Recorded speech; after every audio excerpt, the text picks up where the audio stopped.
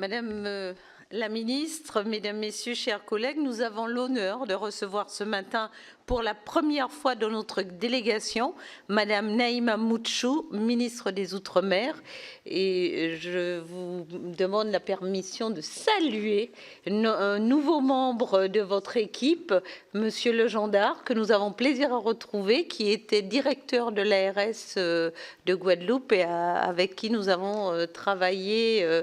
Donc nous poursuivrons notre travail au sein de votre cabinet. Je vous remercie vivement, Madame la ministre, d'avoir répondu à notre invitation dans un contexte marqué par des enjeux cruciaux pour nos territoires ultramarins, comme le montre encore tout récemment la signature d'un nouvel accord dit Élysée-Oudinot, à l'issue de 3 jours de travail et d'échanges avec les partenaires calédoniens.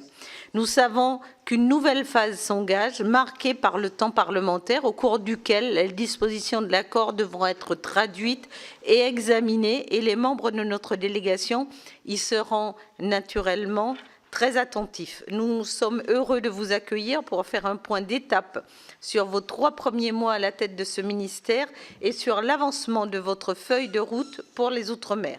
Nous attendons que vous nous éclairez sur la vision du gouvernement pour nos Outre-mer ainsi que sur les nombreux dossiers que vous gérez qui vont des évolutions institutionnelles aux défis normatifs et financiers européens en passant par les problématiques du quotidien comme la lutte contre l'insécurité ou la vie chère. La question budgétaire est aussi en première ligne. Le PLF 2026 n'est pas encore adopté, mais il faut déjà songer à 2027 sur la défiscalisation et la LODEOM.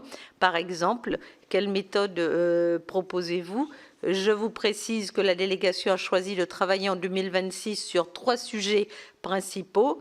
Les enjeux du cadre financier pluriannuel 2028-2034 pour les RUP et les PTOM, les filières économiques d'avenir et la coopération régionale dans le bassin pacifique. Ce dernier rapport sera le 3e volet d'une étude triennale que nous menons depuis 2023 sur les 3 bassins océaniques. Je laisserai les rapporteurs vous éclairer sur les auditions en cours. Je ne veux pas être plus longue pour laisser le temps aux échanges et je vous cède la parole pour votre propos liminaire, puis nos collègues vous feront part de leurs questions ou préoccupations. Chacun est donc appelé à la concision lors de son intervention afin de permettre à tous ceux qui le souhaitent d'intervenir. Vous avez la parole, Madame la ministre. Merci beaucoup, Madame la Présidente, Mesdames et Messieurs les sénateurs. Je vous présente d'abord mes meilleurs voeux pour cette nouvelle année, puisque nous sommes toujours dans les délais. Merci beaucoup de cette invitation qui va me permettre de vous présenter ma feuille de route pour le ministère des Outre-mer. C'est un exercice important évidemment pour moi et pour mon cabinet. D'abord parce que votre délégation elle joue un rôle important dans la manière dont les réalités sur ces territoires des Outre-mer sont prises en compte par le Sénat, et ensuite parce que vos travaux, par à la fois leur sérieux et leur constance dans ce domaine, pèsent vraiment sur les décisions publiques ensuite qui sont prises et puis sur la vie concrète, j'ai envie de dire, des territoires en général. Je viens devant vous avec une approche très simple. Je ne suis pas là pour promettre ce que nous pourrions ne pas tenir ensuite. Nous connaissons tous le contexte politique actuel. Nous savons ce qu'il permet et ce qu'il ne permet pas. Les grandes réformes structurelles auront leur moment, bien sûr, je le dis. Probablement plutôt d'abord dans la phase du débat présidentiel à venir. En tout cas, je ne veux pas de discours hors sol. Voilà, je ne suis pas là pour vous dire qu'il y aura un grand soir des Outre-mer, je vous le dis très directement, mais en revanche, je crois à la succession de petits matins que nous pourrions ensemble réaliser. Je crois donc concrètement au travail, à l'action, à la clarté, depuis un peu plus de 100 jours. J'ai envie de reprendre cette expression. Chaque journée qui passe rue Oudinot est consacrée aux territoires ultramarins, à leurs urgences bien sûr, à leurs difficultés concrètes, à ce que vivent nos compatriotes au quotidien. C'est une méthode que je veux partager avec vous. Mes priorités sont les suivantes: répondre aux urgences et tenter de préparer l'avenir. Un mot sur les urgences, bien sûr. Première d'entre elles, la Nouvelle-Calédonie. Quand j'ai pris mes fonctions, j'ai trouvé un accord de Bougival un peu suspendu. Une confiance entre les partenaires qui étaient fragilisés et pour le coup un territoire qui attendait un vrai cap. Très vite, je me suis donc rendue sur place, à Nouméa, dans les provinces, c'était à la mi-novembre, pour tenter de remettre tout le monde autour de la table des discussions. Les formations favorables à l'accord de Bougival ont alors réaffirmé 4 choses très nettes. D'abord leur soutien à cet accord, la nécessité d'une consultation anticipée, le besoin de clarifier certains points de cet accord et l'attente commune d'un grand plan de relance économique qui soit à la hauteur des difficultés. Un temps, l'hypothèse de la consultation anticipée a été envisagée, puis les partenaires politiques ont souhaité revenir à un calendrier qui soit plus fidèle à l'esprit initial, tout en demandant que l'accord soit précisé. C'est dans ce contexte que le président de la République a pris l'initiative de réunir les partenaires calédoniens représentés au Congrès de la Nouvelle-Calédonie le 16 janvier dernier.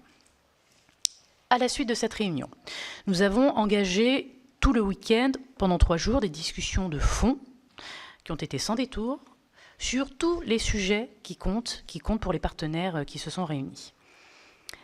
À la suite de ces discussions intenses, les partenaires calédoniens sont parvenus à un accord. 2 textes lui donnent désormais toute sa portée. Un accord complémentaire sur le volet institutionnel, baptisé l'accord Élysée-Oudinot. Ensuite, un texte commun sur la portée et les modalités du pacte de refondation économique tel qu'il avait été présenté par le Premier ministre. Un équilibre a donc été trouvé sur les piliers essentiels de l'accord de Bougival du 12 juillet dernier. Des précisions ont pu être apportées sur la question de l'identité, l'autodétermination, la hiérarchie des normes, dans le cadre du processus que nous souhaitons dérouler pour Bougival, sur les provinces et enfin sur le calendrier. Les échanges ont été à la fois techniques et politiques. Un atelier spécifique a d'ailleurs été organisé qui a permis d'aborder très concrètement l'association du territoire à l'exercice des compétences régaliennes. Tous les ministères concernés étaient présents, à la suite de quoi un relevé de conclusion a été remis aux forces politiques qui dit clairement ce qui est possible en la matière et tout le travail qu'il reste à conduire. Sur la question des provinces, une ligne claire a été réaffirmée. Elles doivent rester au cœur du développement économique et social, tout en garantissant l'unité et la solidarité du territoire. La future loi organique traduira cette orientation et l'articulation entre elle et la loi fondamentale a également été clarifiée conformément à l'avis du Conseil d'État. Nous disons clairement dans l'accord Élysée-Oudinot que le champ ouvert à la loi fondamentale est large et le principe d'auto-organisation est pleinement respecté. Le calendrier est désormais posé dans l'ordre que je vais vous donner. La publication de l'accord, puis la révision constitutionnelle, la présentation ensuite de l'avant-projet de loi organique, la consultation des Calédoniens sur l'accord et, avant la fin de l'année, l'examen de la loi organique au Parlement et l'organisation des élections provinciales. Sur le plan économique, l'engagement de l'État est sans précédent. Le pacte de refondation est désormais doté de 2,2 milliards d'euros sur la période 2026-2030. Il répond aux enjeux de la filière nickel, il répond aux enjeux de la relance économique, notamment à travers des investissements et un soutien aux entreprises. Il répond aux enjeux de la pérennité du modèle social, du soutien à la jeunesse et évidemment du désendettement du territoire. Ça fait partie des sujets sur lesquels nous avons beaucoup travaillé pendant ce week-end. Avec ces 2 textes, la Nouvelle-Calédonie se remet en mouvement. Elle retrouve des perspectives à la fois politiques et économiques claires. C'est ce qu'attendent les Calédoniens. La phase parlementaire s'ouvre maintenant et elle sera décisive. Vous aurez à examiner, mesdames, messieurs les sénateurs, dans la 2e quinzaine de février, le projet de loi constitutionnelle. Votre rôle sera central pour donner une traduction concrète à cet accord. La 2e urgence, c'est la vie chère. Nous le savons, cette question n'est pas une question ponctuelle. C'est un sujet structurel, connu de tous et qui pèse lourdement sur la vie quotidienne de nos compatriotes. Les écarts de prix atteignent en moyenne 15% et dépassent souvent 40% pour des produits alimentaires. Le Premier ministre a parlé, lui, d'urgence des urgences et j'en ai donc fait ma priorité. Le travail conduit par le Sénat sur le projet de loi de lutte contre la vie chère a été déterminant. En vous appuyant notamment sur les travaux de votre délégation, vous avez permis de renforcer le texte avec des mesures très concrètes. Le plafonnement des marges arrière, le conditionnement des aides publiques au dépôt des comptes, l'application des tarifs export, l'interdiction du géoblocage, Toutes ces avancées vont compter pour la suite. Le travail devra se poursuivre à l'Assemblée nationale au printemps. Je le souhaite. Dans les prochaines semaines, je lancerai une phase de concertation pour enrichir encore ce texte et le rendre pleinement opérationnel. Je l'ai dit, je pense qu'il y a la matière suffisante pour venir muscler en quelque sorte ce projet de loi de lutte contre la vie chère. La troisième urgence concerne les questions régaliennes. Lorsque je suis arrivée, j'ai trouvé une situation sécuritaire très dégradée dans plusieurs territoires. Les chiffres parlent d'eux-mêmes. Les Outre-mer représentent environ 4% de la population française, mais concentrent près de 30% des homicides, la moitié des vols à main armée et un quart des atteintes aux personnes. Rien que ces 2 dernières semaines, 4 homicides ont été commis en Guadeloupe. Le narcotrafic touche l'ensemble des territoires, des Antilles à la Guyane jusqu'à la Polynésie. Les moyens techniques sont renforcés, la coopération régionale progresse et les préfets utilisent pleinement les outils prévus par la loi narcotrafic que vous avez votée. À Mayotte, la lutte contre l'immigration irrégulière repose à la fois sur des moyens humains et technologiques renforcés, mais aussi sur une coopération régionale indispensable. J'accorde également une attention particulière aux ingérences étrangères, aux manipulations informationnelles. Ce sont des sujets sérieux sur lesquels je travaille évidemment en lien étroit avec mes collègues de l'Intérieur et de la Justice. Nous devons rester collectivement lucides et vigilants. J'ajoute que l'actualisation à venir de la loi de programmation militaire pourra utilement renforcer les capacités de nos territoires, notamment en matière de moyens hauturiers. J'y serai attentive en lien avec la ministre des Armées. La quatrième urgence, même si nous y voyons aujourd'hui un petit peu plus clair, c'est le budget. Le contexte national est contraint. Je veux néanmoins le dire clairement devant vous, la mission Outre-mer a été préservée. C'est un choix politique assumé par le gouvernement. Pour 2026, elle présente 2,91 milliards d'euros en autorisation d'engagement, 2,83 millions d'euros en crédit de paiement, ce qui permet de maintenir un haut niveau d'intervention publique en faveur des territoires ultramarins.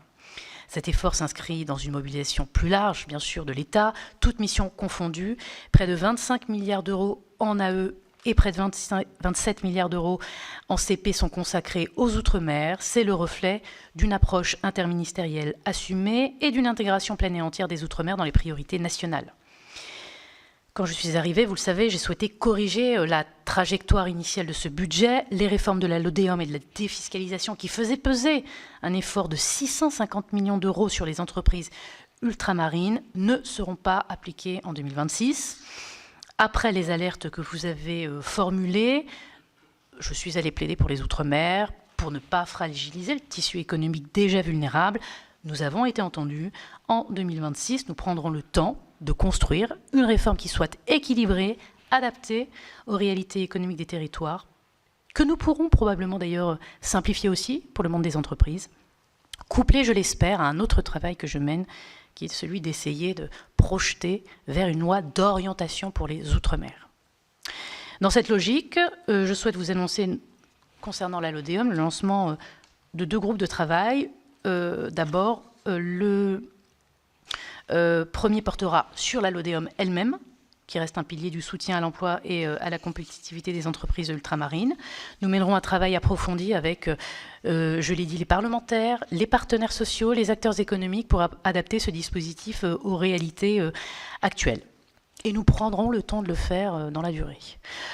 Le deuxième groupe de travail concernera la défiscalisation outre-mer, qui est un levier majeur pour le logement et l'économie productive. Je souhaite sécuriser le dispositif, en améliorer la lisibilité et renforcer, bien sûr, son impact réel sur le terrain.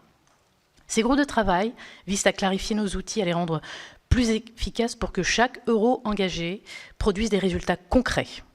Ils s'inscrivent dans une volonté de construire avec vous une politique qui soit plus stable pour les territoires. Un mot sur Mayotte. La création du programme d'investissement territorialisé est une avancée structurante.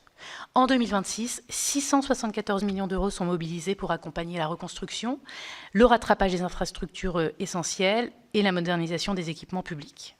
À l'occasion de mon déplacement à Mayotte au mois de décembre, j'ai voulu regarder la situation en face et être au plus près du terrain, évidemment, pour me rendre compte et pour éventuellement adapter d'ailleurs les solutions. J'ai vu que le territoire... Pardon ? Madame la Présidente. Ah, excusez-moi. Vous me dites si c'est trop long. Hein. N'hésitez pas. J'ai vu à Mayotte d'abord que le territoire n'était pas à l'arrêt, ce qui est une bonne nouvelle. Les travaux de l'usine de dessalement d'Ironi-Bay se poursuivent, je l'ai vu de mes yeux. La situation des ressources humaines aux urgences s'améliore. Les communes commencent à s'engager dans la construction d'écoles. Les interpellations et les éloignements d'étrangers en situation irrégulière progressent par rapport à 2024, même s'il faut évidemment continuer nos efforts. Mais évidemment, je ne dirais pas que tout va bien. Les difficultés restent lourdes tout de même. Il y a des épisodes de délinquance qui sont très violents. Il y a le sujet des tours d'eau, les rotations scolaires qui existent toujours. Le quotidien reste difficile pour les Mahorais. Ils attendent évidemment des résultats concrets. Je suis donc pleinement mobilisée avec l'ensemble des ministères concernés sur les sujets des déchets, sur la construction des écoles, sur la lutte contre l'immigration irrégulière, sur la gouvernance du port de Longoni, sur tous les projets d'infrastructures qui doivent voir le jour. L'autorité de l'État doit être pleinement réaffirmée à Mayotte. Je travaille de très près avec l'ensemble des acteurs que je viens de vous citer. Donc oui, c'est vrai que la situation n'est pas simple, je ne dis pas le contraire, et donc je n'occulterai rien. La deuxième grande priorité pour moi, après les urgences, c'est préparer l'avenir. Préparer l'avenir, c'est d'abord avancer sur les évolutions institutionnelles que certains territoires ont souhaité engager. Le président de la République m'a confié la conduite de ces groupes de travail que vous connaissez avec la Guadeloupe, avec la Martinique et avec la Guyane. C'est un exercice tout à fait inédit, probablement historique. En Martinique, une première réunion le 8 décembre a permis de franchir une étape. Nous nous reverrons dans les prochaines semaines pour formaliser un document qui va fixer les principes de la discussion. En Guadeloupe, une première réunion le 19 décembre a mis en lumière des divergences entre le département et la région, mais je les réunirai à nouveau début février pour avancer. En Guyane, je l'ai dit, je suis prête à engager ce travail dès que les élus le souhaiteront. Sur ces questions institutionnelles, je souhaite également avancer dans le cadre actuel, puisqu'un projet de loi habilitant l'Assemblée de Martinique à fixer elle-même certaines règles en matière d'énergie, d'eau, d'assainissement sur le fondement de l'article 73 de la Constitution a été présenté en Conseil des ministres cette semaine. Vous aurez à l'examiner, mesdames, messieurs les sénateurs, à la fin du mois de mars. Pour préparer l'avenir, il faut aussi s'engager dans une véritable relance économique. Les territoires ultramarins restent trop dépendants des importations, trop exposés aux chocs extérieurs. La souveraineté alimentaire, la production locale, la diversification économique doivent devenir des priorités. J'ai demandé à la Direction générale des Outre-mer de travailler sur une feuille de route ambitieuse. Les préfets identifient déjà les filières d'avenir et les leviers de transformation. Préparer l'avenir, c'est aussi renforcer l'ancrage régional et la place des Outre-mer en Europe, Madame la Présidente. Les normes européennes ne peuvent plus être appliquées de manière uniforme à des territoires qui vivent des réalités très spécifiques. Le comité interministériel du 10 juillet a ouvert la voie à une adaptation ciblée des textes européens. L'examen à venir d'un règlement omnibus RUP est une avancée importante. Il doit permettre de simplifier les règles européennes et les adapter aux réalités ultramarines. Je serai pleinement mobilisée pour que les propositions portées par la France et par les collectivités soient effectivement prises en compte. J'ai demandé à être associée à toutes les réunions européennes, techniques ou politiques, pour y porter la voix des Outre-mer. Je pense que c'est important d'être présent à Bruxelles aussi pour porter la voix des territoires. Et donc, quelles que soient ces réunions, je suis en train de peaufiner, de préciser un calendrier qui me permettra, à intervalles réguliers, d'aller porter la voix des Outre-mer au niveau européen. Il faut qu'on arrive à intégrer ce paysage. Je pense que c'est indispensable pour la suite. C'est un enjeu majeur des prochains mois. Le contexte géopolitique actuel rappelle que grâce à ces régions ultrapériphériques et à ces pays territoires d'outre-mer, l'Union européenne est présente dans toutes les régions du monde. Ces territoires sont des relais d'influence et de souveraineté. Ils comptent, ils doivent être reconnus comme tels. Donc, il faut qu'on entende cette voix absolument à Bruxelles. Je veillerai à ce que la spécificité de ces territoires soit pleinement prise en compte dans le prochain cadre financier pluriannuel. Cela passe par le maintien des dispositifs qui sont dédiés aux régions ultrapériphériques, par la préservation de l'allocation spécifique RUC, du POSEI, par la sanctuarisation aussi des moyens alloués aux pays et territoires d'outre-mer. Les pays et territoires d'outre-mer contribuent au rayonnement et à la souveraineté de l'Union européenne. Il faut que ça se sache. Les fragiliser serait une erreur. Vous pouvez donc compter sur moi pour qu'ils ne soient pas l'angle mort du prochain cadre financier pluriannuel. Enfin, préparer l'avenir, c'est deux choses très différentes. D'abord, et vous connaissez bien le sujet, c'est installer un vrai réflexe outre-mer dans toutes les politiques publiques. Trop souvent, les décisions nationales sont prises sans mesurer leurs effets dans les territoires ultramarins. Cela ralentit l'action publique, cela crée des blocages et cela décourage. Je présenterai prochainement des mesures pour mieux intégrer ces réalités dans la fabrique de la décision publique. Ce sujet est déjà à l'œuvre, puisque dans le projet de loi décentralisation souhaité par le Premier ministre, j'ai pleinement intégré, les Outre-mer ont pleinement intégré ce volet, et pas comme quelque chose d'accessoire, pas comme un titre qui serait connaissez, dispositions diverses en fin de texte. J'ai demandé à intégrer la feuille de route lutte contre la loi narcotrafic, que les Outre-mer aient une place à part entière. Donc ça, c'est acté. Et donc, vous voyez, ce sujet est en train de prendre forme. Ça, c'est l'amont. Et puis, il y a l'aval. Il faut projeter les Outre-mer dans le débat présidentiel à venir. Je veux que ces territoires ne soient pas oubliés des débats des candidats.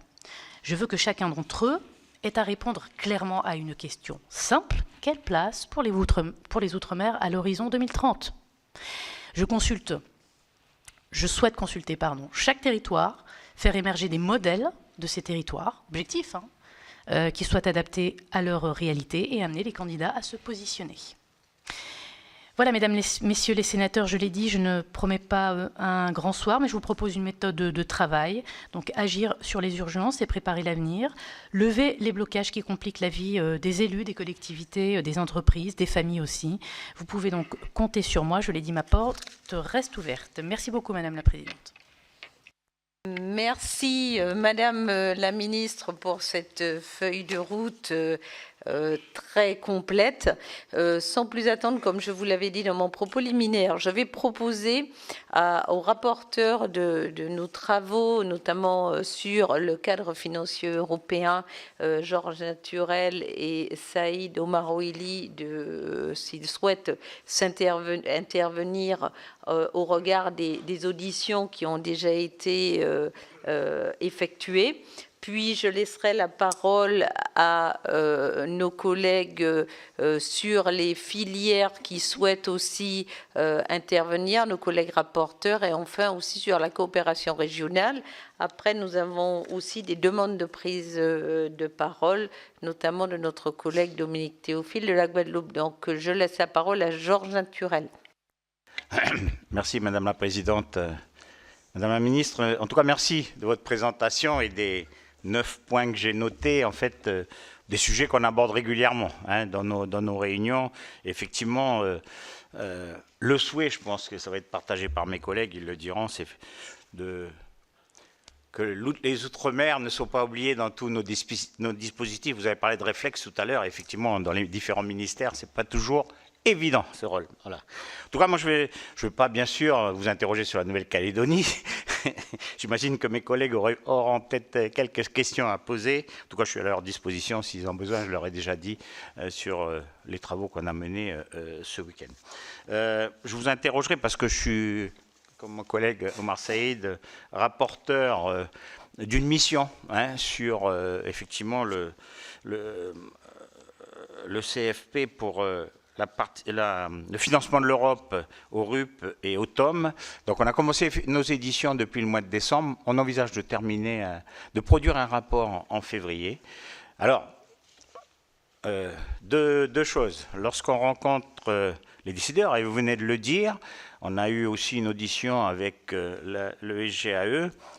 Tout le monde nous dit on va faire le maximum pour effectivement sensibiliser l'Europe en particulier, enfin le gouvernement et l'Europe, sur l'importance des Outre-mer dans le dispositif. Alors, je vais donner juste un exemple, peut-être qui me concerne particulièrement. Je pense que, je le dis souvent, depuis le Brexit, la France et l'Europe ont la chance d'avoir 3 territoires dans le Pacifique, un endroit stratégique en géopolitique à venir, donc il faut à tout prix que l'Europe s'y intéresse. Donc, tout le monde nous dit effectivement qu'on fera le maximum. Donc, c'est ce que j'ai demandé dernièrement au GAE. Nous, on souhaite être associés régulièrement, effectivement, aux négociations en particulier qui vont arriver cette année parce qu'on a des demandes qui ont été formulées par nos différents collègues, puisqu'on a fait des auditions. Alors, il y a une inquiétude, ça je peux vous le dire, en particulier sur l'évolution, parce que non seulement sur l'enveloppe, d'abord, effectivement, savoir si l'enveloppe sera maintenue, alors on nous dit qu'a priori, sur ce sujet, il n'y aurait pas de difficulté, mais c'est en tout cas surtout sur l'évolution, j'allais dire, des démarches et des procédures. Donc ça inquiète parce que c'est un dispositif, vous parlez de POSEI tout à l'heure, mais je peux les lister, tous les dispositifs. Il y a eu des habitudes de fait. Alors c'est sûr que pour des raisons administratives, mais on connaît l'Europe, les crédits ne sont pas forcément consommés régulièrement, mais en tout cas c'est peut-être lié à de l'ingénierie, à de la méthode. C'est ça qu'il faut améliorer. Et puis peut-être... vous avez parlé de diversification économique et j'ai entendu dans différentes auditions. Il y a eu une étude sur, je pense, pour l'agriculture, sur l'autonomie alimentaire dans nos différents territoires. C'est pas la peine de recommencer les études, elles existent. En tout cas, il faudra à un moment donné que le gouvernement national valide plutôt les stratégies qui ont été proposées et travaillées par ces territoires. Voilà, moi je ne vais pas être plus long là-dessus, mais je crois qu'il y a une inquiétude qu'il va falloir éclaircir, c'est sur plutôt la méthode, parce qu'on nous dit, je prends l'exemple de l'agriculture, est-ce qu'il faut s'adresser au ministère de l'Agriculture, est-ce qu'il faut s'adresser au ministère de l'Outre-mer, enfin, on est un peu, des fois, perdu, savoir qui, effectivement, pilote et qui prend la bonne décision. Vous savez, souvent je donne comme référence la mission interministérielle qui a été créée pour la Nouvelle-Calédonie. Je pense que c'est un exemple. Hein. Je ne dis pas qu'il faudrait démultiplier, mais en tout cas, vous l'avez dit vous-même, pouvoir donner le réflexe aux différents ministères de s'intéresser à l'Europe. Voilà, je ne vais pas être plus long, mais en tout cas, c'est ce que je voulais dire en introduction. Merci. Saïd Omar Oili. Merci. Merci, Madame la Présidente, Madame la Ministre. Actuellement, à Mayotte, comme vous l'avez dit tout à l'heure, la situation n'est pas rose. Et j'ai l'impression que plus le temps passe, plus nous votons des lois, plus la situation se dégrade. Nous avons actuellement un problème concernant les pêcheurs. Un vrai sujet où tous les pêcheurs se sont vus interdire d'aller à la pêche. Donc on n'a plus de poissons.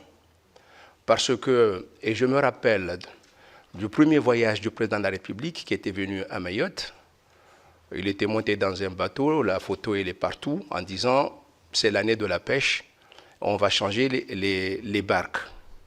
Or, depuis, ces barques n'ont jamais été changées, donc nous avons eu des dérogations et des dérogations. Et là, bien sûr, on vient d'interdire l'ensemble des pêcheurs de Mayotte d'aller pêcher. Donc ils sont tous là, donc on est obligé d'acheter du poisson. Madame Girardin, vous étiez là.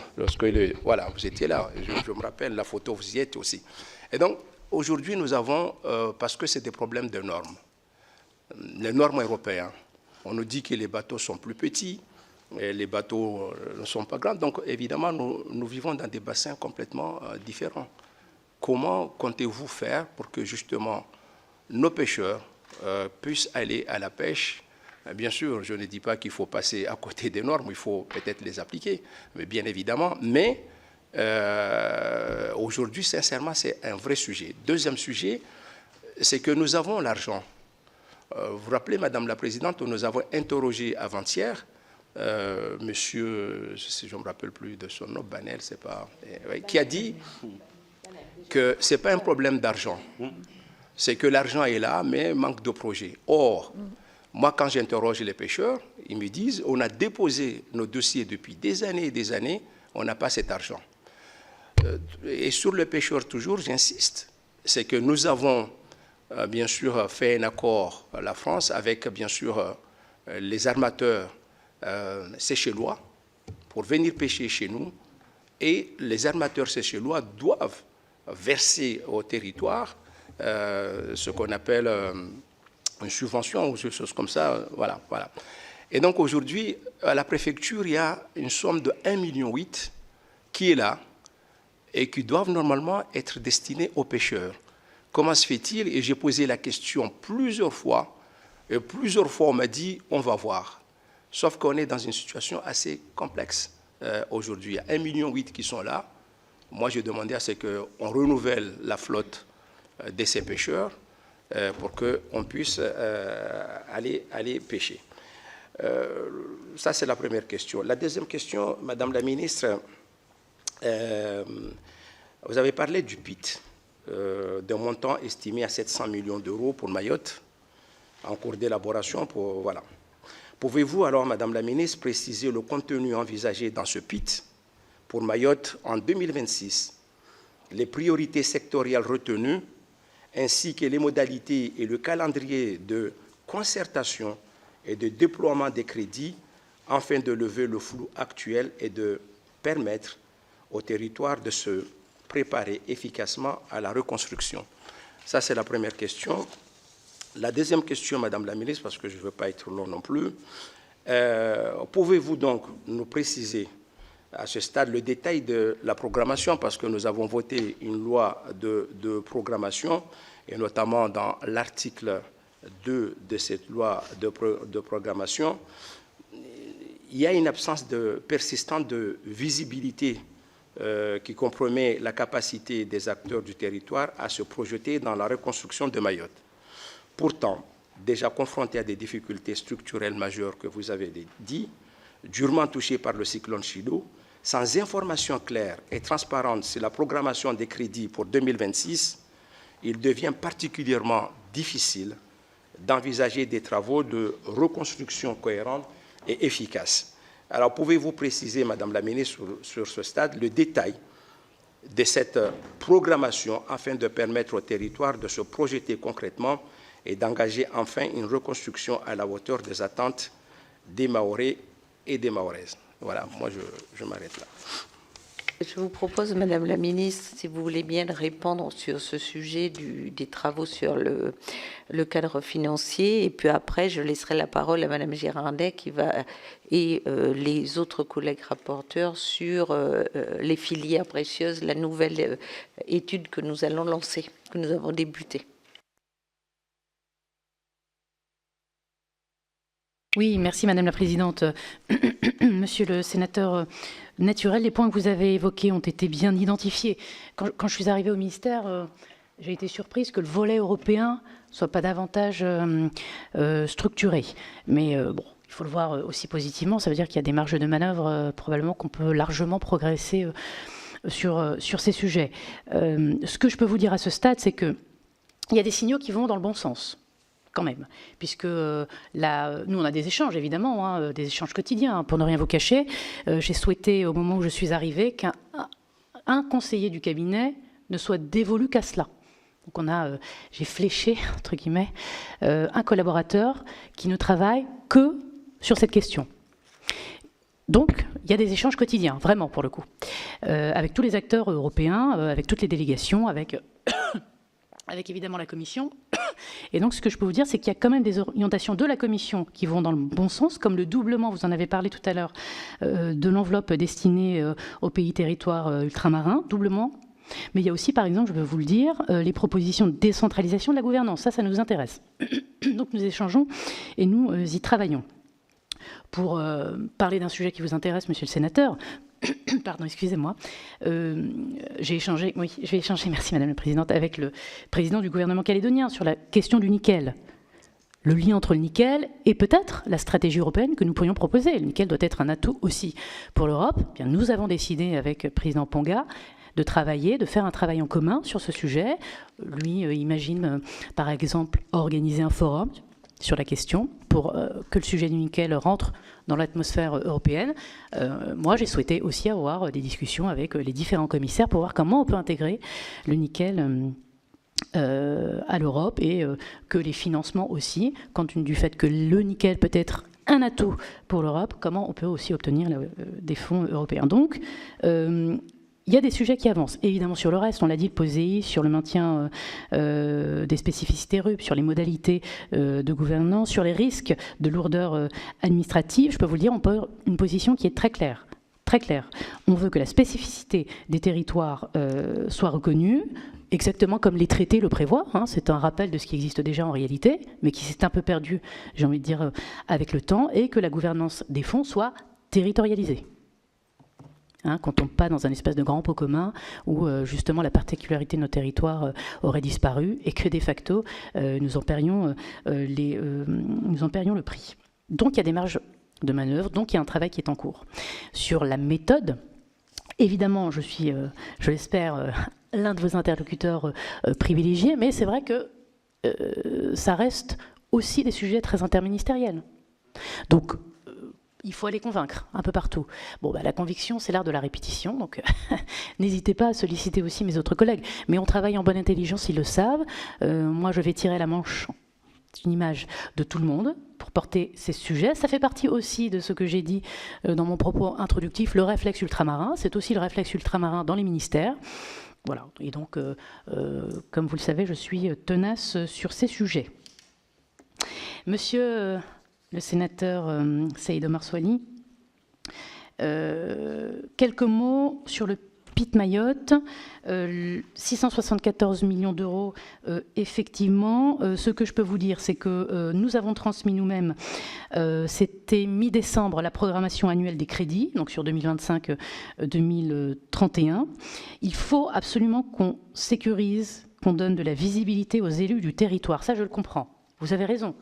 Je veux dire, si moi je dis qu'il faut qu'on fasse un travail en commun pour que les projets aboutissent, effectivement, il faut que nous-mêmes, on prenne notre part et qu'on puisse donner de la visibilité pour l'avenir. Donc c'est un travail qui est évidemment en cours. Je peux vous remettre ici le rapport que vous avez sollicité sur la programmation annuelle des investissements. Monsieur le sénateur, je l'ai là, je l'ai ramené avec moi. C'est un document qui est effectivement important, on va y retravailler ensemble. Il y a le comité de suivi aussi qui va permettre de faire la déclinaison. Ce que je souhaite dans le cadre de ce comité de suivi, c'est aussi que vous puissiez en tant que parlementaire, Mahorais, nous dire où vous situez les priorités. Moi, j'ai des propositions à faire sous la présidence de votre collègue Tani Mohamed Soili. C'est une conversation qu'on doit avoir à plusieurs. Le comité de suivi est en train de se mettre en place, une réunion sera évidemment organisée. Et donc il y a des chantiers communs, on en avait déjà parlé la première fois, il y a des priorités communes, mais c'est aussi une conversation que nous devons nous-mêmes avoir. Donc nous, on a identifié eau, assainissement, école et transport à ce stade. Eau, assainissement, école et transport. C'est une priorité que je décline aussi dans les décrets qui doivent continuer à être publiés. Je veux que les décrets en lien avec ces sujets soient prioritairement publiés. Vous savez que tout ça prend un peu de temps, décret pris en Conseil d'État, donc voilà, toujours un peu plus long que des décrets simples, mais voilà les priorités autour desquelles on voudrait pouvoir avancer, mais nous sommes évidemment preneurs de vos remarques et observations. Sur la question de la pêche, alors les redevances tonnières vont servir à structurer la filière comme on s'y était engagé. Il faut qu'elle bénéficie à la structuration de la filière. Les élections à la CEPAM sont en cours et elles vont pouvoir renouveler la gouvernance. Il va y avoir un dialogue qui s'installe avec l'État pour améliorer le financement du reste à charge pour les pêcheurs. Et donc, nous sommes au travail. Mais je vous propose, monsieur le sénateur, qu'on puisse en parler peut-être à l'occasion d'un entretien en tête-à-tête pour approfondir effectivement cette réflexion. Nous allons poursuivre avec nos travaux. Le deuxième sujet, les filières précieuses. Donc, je laisse la parole à Annick Girardin puis à Vivette Lopez, qui sont rapporteurs. L'année Tétuani s'excuse, elle est souffrante ce matin. Merci Madame la Présidente. Merci Madame la Ministre de votre présence, de la présentation large de votre feuille de route. Et vous verrez que dans les travaux qu'on va mener sur la question de la filière d'excellence, les filières d'excellence d'avenir dans les territoires d'outre-mer, vos travaux, vos réflexions vont dans le même sens. Je voudrais juste dire en introduction que, au-delà effectivement de ce sujet, bien entendu, vous savez combien nous sommes nombreux chez les sénateurs à suivre le sujet, enfin la question de la Calédonie, la question de Mayotte, la question de la vie de chère ou du budget, et que l'idée pour nous tous, c'est bien que ce qui est porté par les territoires soit bien entendu par les parlementaires. je crois que vous avez exactement cette même vision et logique. Sur la question des filières, vous lancez 2 groupes de travail, défiscalisation, l'ODEOM. On voit bien qu'en clair, notre objectif à nous, c'est identifier les filières, celles qui peuvent effectivement progresser, identifier les freins et comment lever les freins. L'idée, c'est de partir des politiques publiques. Bien entendu, les exemples viennent des territoires, mais plus largement d'arriver à des politiques publiques qui soient plus efficaces dans les territoires ultramarins, ou du moins plus efficaces au regard de ce que nous vivons aujourd'hui, puisque le vrai défi, c'est de toujours remettre en question les politiques publiques qui ont été établies et pas effectivement de les figer. C'est ce que nous allons pouvoir faire ensemble. Alors on lance les auditions. Les premiers travaux, c'était plutôt des questions aux différents sénateurs sur leur territoire, parce que c'est la base. Ensuite, d'auditionner à la fois les acteurs intervenant dans les territoires d'outre-mer, mais également, bien entendu, les élus des territoires. Nous allons lancer tous ces travaux dans les semaines à venir, février, mars, avril, mai, le rapport étant avant juin, on va dire, et c'est là où il faut qu'on coordonne nos forces et les travaux des autres sénateurs sur d'autres missions, parce que je crois qu'on ne va pas recommencer à chaque fois, et il faut se nourrir des travaux des uns et des autres. Piqûre de rappel, bien entendu, Madame la Ministre, j'aurais dû déposer le brevet du réflexe outre-mer, mais oui, il s'est perdu et merci de le relancer. Merci parce que oui, la piqûre de rappel, elle est essentielle et toujours, et je crois qu'il faut le faire, et je vais vous donner ma vision des choses sur la piqûre de rappel indispensable aujourd'hui. Sur les filières d'excellence dans les territoires d'outre-mer, la première richesse des territoires d'outre-mer, c'est son positionnement géopolitique. Tout dépend de la stratégie française et européenne. C'en est une ou c'en est pas une. Ma vraie inquiétude aujourd'hui, c'est un recul total par rapport à ce qu'on a voulu. J'ai écrit au président de la République, alors plutôt avec un exemple Saint-Pierre-et-Miquelon, mais on peut être plus large aujourd'hui, pour dire que l'archipel France, ce que le président de la République a voulu de 2017 à 2020, cette affirmation de la souveraineté française dans tous les bassins, ce n'est pas que de dire il y a une stratégie indo-pacifique, il y a une stratégie, etc. Généralement, quand on ouvre la porte, il n'y a pas grand-chose à part la mobilisation forte de nos armées et des stratégies militaires, sur lesquelles il n'y aura aucune critique de ma part. Par contre, même si je peux effectivement dire que sur la question hauturière, et vous en avez parlé en citant effectivement la loi de programmation militaire, on n'est pas à la maille. En clair, c'est réécrivant ces stratégies, écrivant ces stratégies. C'est le socle premier d'un développement économique des territoires. Pour moi, la souveraineté, c'est quoi? C'est le port, c'est les aéroports, c'est l'espace. C'est bien entendu de pouvoir donner, de pouvoir faire des projections possibles, mais c'est surtout ces infrastructures. Ce sont des plateformes géopolitiques et stratégiques dans les différents bassins. Nous l'avons dit, vous le partagez, il y a même pas de doute en la matière pour moi. Il y a juste que toutes ces crises qui nous sont arrivées dans les territoires ultramarins, par bassin et internationalement, ont fait qu'on ne s'est pas occupé de structurer cette partie, cette première ressource que sont les territoires d'outre-mer. Et c'est sans doute ce qui fait qu'on rend encore plus difficile le développement économique, même s'il y a bien d'autres sujets dans le développement économique ou dans les difficultés, et nous y arriverons petit à petit. Prenons l'exemple de Saint-Pierre-et-Miquelon dans mon courrier, je vais le faire parce que c'est l'actualité. Je vais le faire parce que personne ne comprendrait que je ne prenne pas l'exemple. Et c'est ce qui me fait très très peur. C'est-à-dire, vous dites, Madame la Ministre, on ne va pas fragiliser, on ne fera pas les erreurs pour fragiliser les territoires. En clair, on ne vous demande pas tout de suite, parce qu'on est d'ici juin, quelles seraient ces stratégies fortes de réinvestissement, de reprise de position dans les territoires outre-mer, mais ne reculons pas. C'est-à-dire, comment pas hurler, et je vais vous demander 3 choses, Madame la Ministre, comment pas hurler quand on a en réponse rationalisation, sujet technique, quand il s'agit de l'aéroport de Saint-Pierre-et-Miquelon. Mais c'est pareil partout. C'est-à-dire que la première chose que je vous demande, c'est est-ce que le ministère du Transport a contacté le ministère des Outre-mer quand il prend la décision de confier le Deuxième niveau, et ce n'est pas pour vous, Madame la Ministre, c'était l'été dernier. Vous comprenez bien que je veux juste savoir si ça s'est fait. Ça veut dire qu'il n'y a pas eu de réflexe outre-mer, ça veut dire qu'on ne vous a pas questionné sur l'importance de remettre la gestion du deuxième niveau aérien du ciel de Saint-Pierre-et-Miquelon, qui correspond au territoire, c'est-à-dire la partie terrestre et la partie maritime, au Canada. On ne va pas parler du pays ami, on ne va pas parler... voilà, c'est un pays tiers, on parle de souveraineté, même si on me dit que c'est technique, enfin, soyons pas naïfs, ou alors il y a un problème. Et donc, si... effectivement, vous avez été informé quel a été l'avis du ministère des Outre-mer. Je ne le crois pas. Je pense que ça a été un dossier purement technique. C'est justement le problème du réflexe Outre-mer. On ne peut pas traiter l'Outre-mer simplement sur l'angle technique, peu importe le sujet. Peu importe le sujet. Et je sais que vous serez un allié pour nous, Madame la Ministre, sur ces sujets. Deuxième petite question, si jamais, effectivement, la décision est prise, comment on la retire? Sachant que le Premier ministre était étonné hier de la question, et je crois que personne ne connaissait ce dossier. Comment on retire et comment on recule? Parce qu'il n'est pas question de le faire, parce que c'est un recul, ce serait un recul énorme. Imaginons dans les autres territoires ce que ça veut dire si on se positionne sur les mêmes degrés de recul.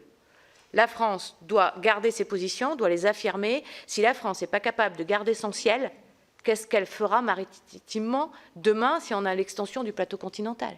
Et en termes de stratégie, on vient de se tirer une balle dans le pied si on fait ça. Parce qu'on dit aux Nations Unies, vous savez, on n'est même pas capable de mettre 2 contrôleurs à la tour de contrôle de Saint-Pierre-et-Miquelon, donc on va rendre à nos voisins la gestion du deuxième niveau du sol, du ciel. Imaginons ce qu'on va dire sur le maritime. Quand on a pu le petit bateau Fulmar gris qui bouge dans notre région, à qui je fais toutes mes félicitations pour le travail qu'ils font, enfin on sait bien qu'il va être à renouveler. On fait quoi? On dit, nos amis canadiens, vous allez gérer la partie maritime également parce qu'on n'a pas 2 euros. Non, c'est pas sérieux. C'est vraiment pas sérieux et je sais que vous partagez tout ça. Comme d'ailleurs le Premier ministre, il faut juste revenir en arrière. Vous n'étiez là ni l'un ni l'autre et dire, voilà, on ferme le banc, comme disent nos amis militaires. On va être sérieux et on ne va pas reculer au moment où il faut tous avancer. Nos filières d'excellence, Madame la Ministre, nous espérons pouvoir vous présenter ce rapport avec tous les besoins, mais on fera de l'aller-retour, avec tous les besoins ou la nouvelle vision, et ça viendrait étayer votre loi d'orientation pour les Outre-mer. Et ça, je crois que c'est le bon moment. Merci. Excusez-moi d'avoir été longue. Merci. Vivette Lopez.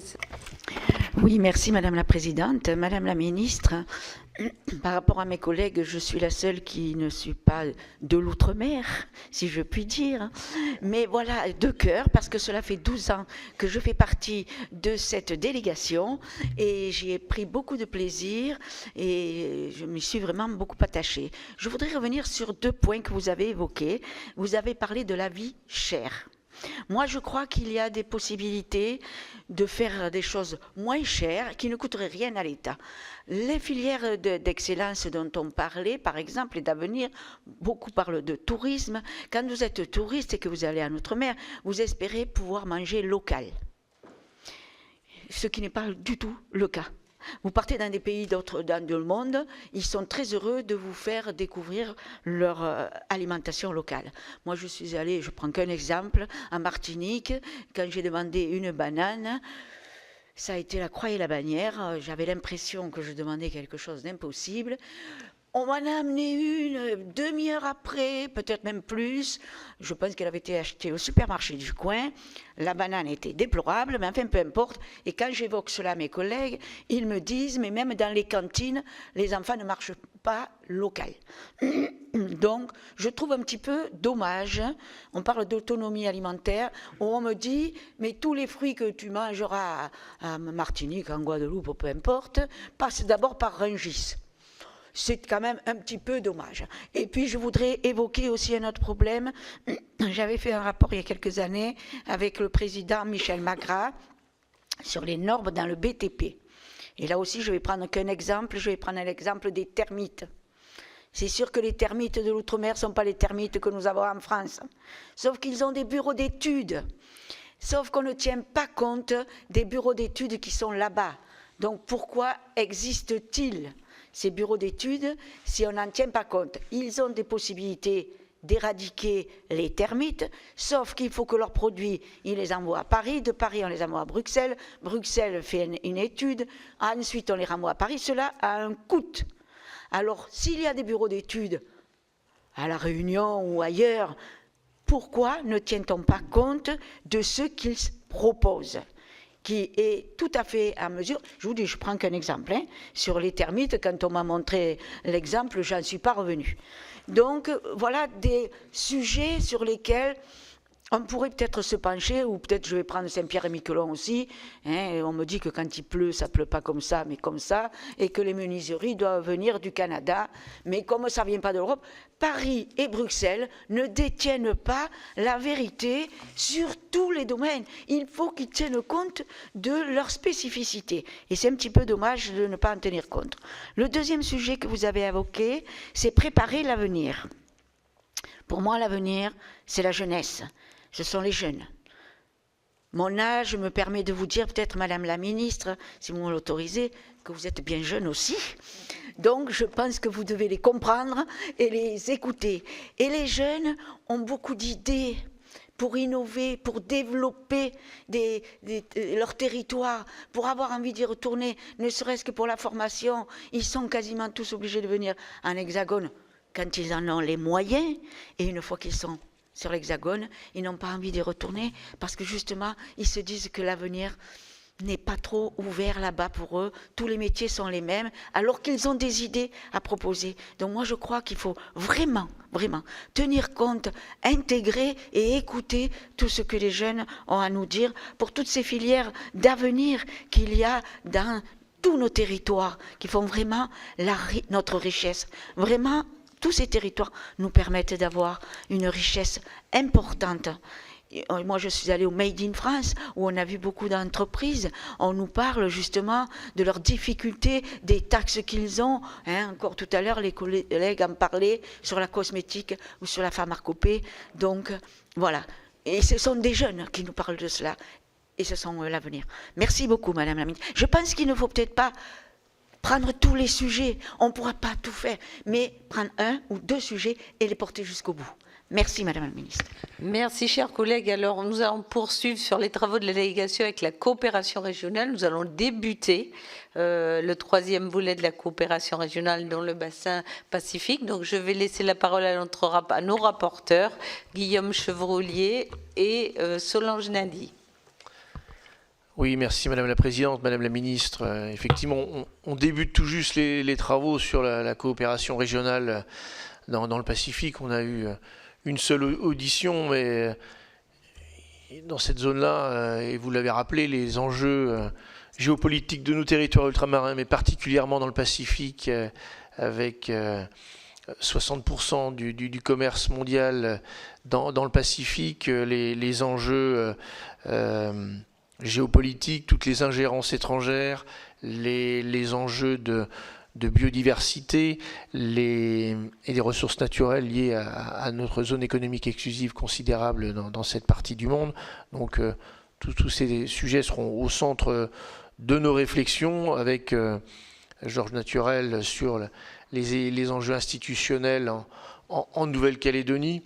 Donc on aborde ces travaux. Je pense que ces travaux alimenteront aussi vos réflexions sur la stratégie dans le Pacifique pour la France, mais également pour l'Union européenne.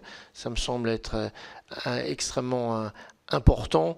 Et puisque ma collègue n'est pas la seule à être non issue des territoires ultramarins, pour être ressortissant de l'Hexagone, mais je pense qu'il y a le réflexe outre-mer, et puis vraiment faire vivre ce lien. Enfin là, je dépasse un petit peu la coopération régionale, mais tout ça a du sens aussi d'associer les territoires de l'Hexagone à tous les enjeux ultramarins, qu'ils soient dans le Pacifique ou ailleurs. Et ça, on aura à cœur de faire vivre cela. Donc on n'hésitera pas à revenir vers vous dans le cadre de nos travaux et surtout pour rendre nos conclusions. Et si la présidente me le permet, moi j'avais participé à un autre rapport de la délégation sénatoriale sur la continuité territoriale. et dans votre propos initial, vous avez abordé beaucoup de sujets, mais pas celui-ci.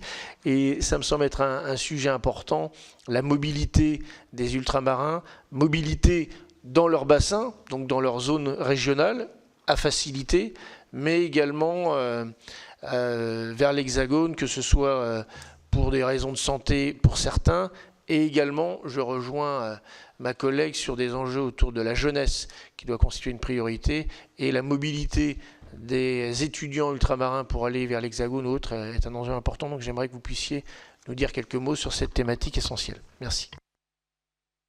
Merci, Solange Nadi. Merci Madame la Présidente. Madame la Ministre, merci pour votre présence. Bonjour à tous. Alors moi, j'aimerais vous féliciter en premier lieu pour votre maîtrise rapide des sujets ultramarins et je vous en remercie. Vous faites honneur à la femme que je suis. Parce que la difficulté ultramarine, elle est singulière et multiple, puisque les territoires sont différents et donc il faut apprendre à maîtriser chaque territoire et je pense que vous êtes sur la bonne voie quand j'entends vos premiers propos. Merci Madame. Alors sur la coopération régionale, puisque Madame la Présidente me demande de venir sur le rapport sur la coopération régionale dans le Pacifique, ce n'est pas mon réseau, je suis de l'Atlantique, mais avec beaucoup de bienveillance, j'ai bien voulu être rapporteur de cette mission. Pourquoi?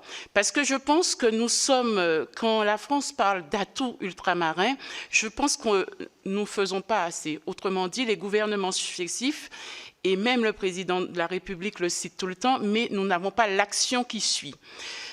Moi, je parle de stratégie de recherche-développement. Nous avons des ressources, notamment dans le Pacifique, et nous n'essayons pas, en tout cas, de faire valoir ces ressources. Nous n'utilisons pas, et je n'aime pas ce terme pour les Outre-mer, mais nous n'utilisons pas si vous voulez, les points positifs de l'outre-mer. Nous parlons souvent de problématiques, mais nous ne parlons pas des apports de l'outre-mer pour notre territoire.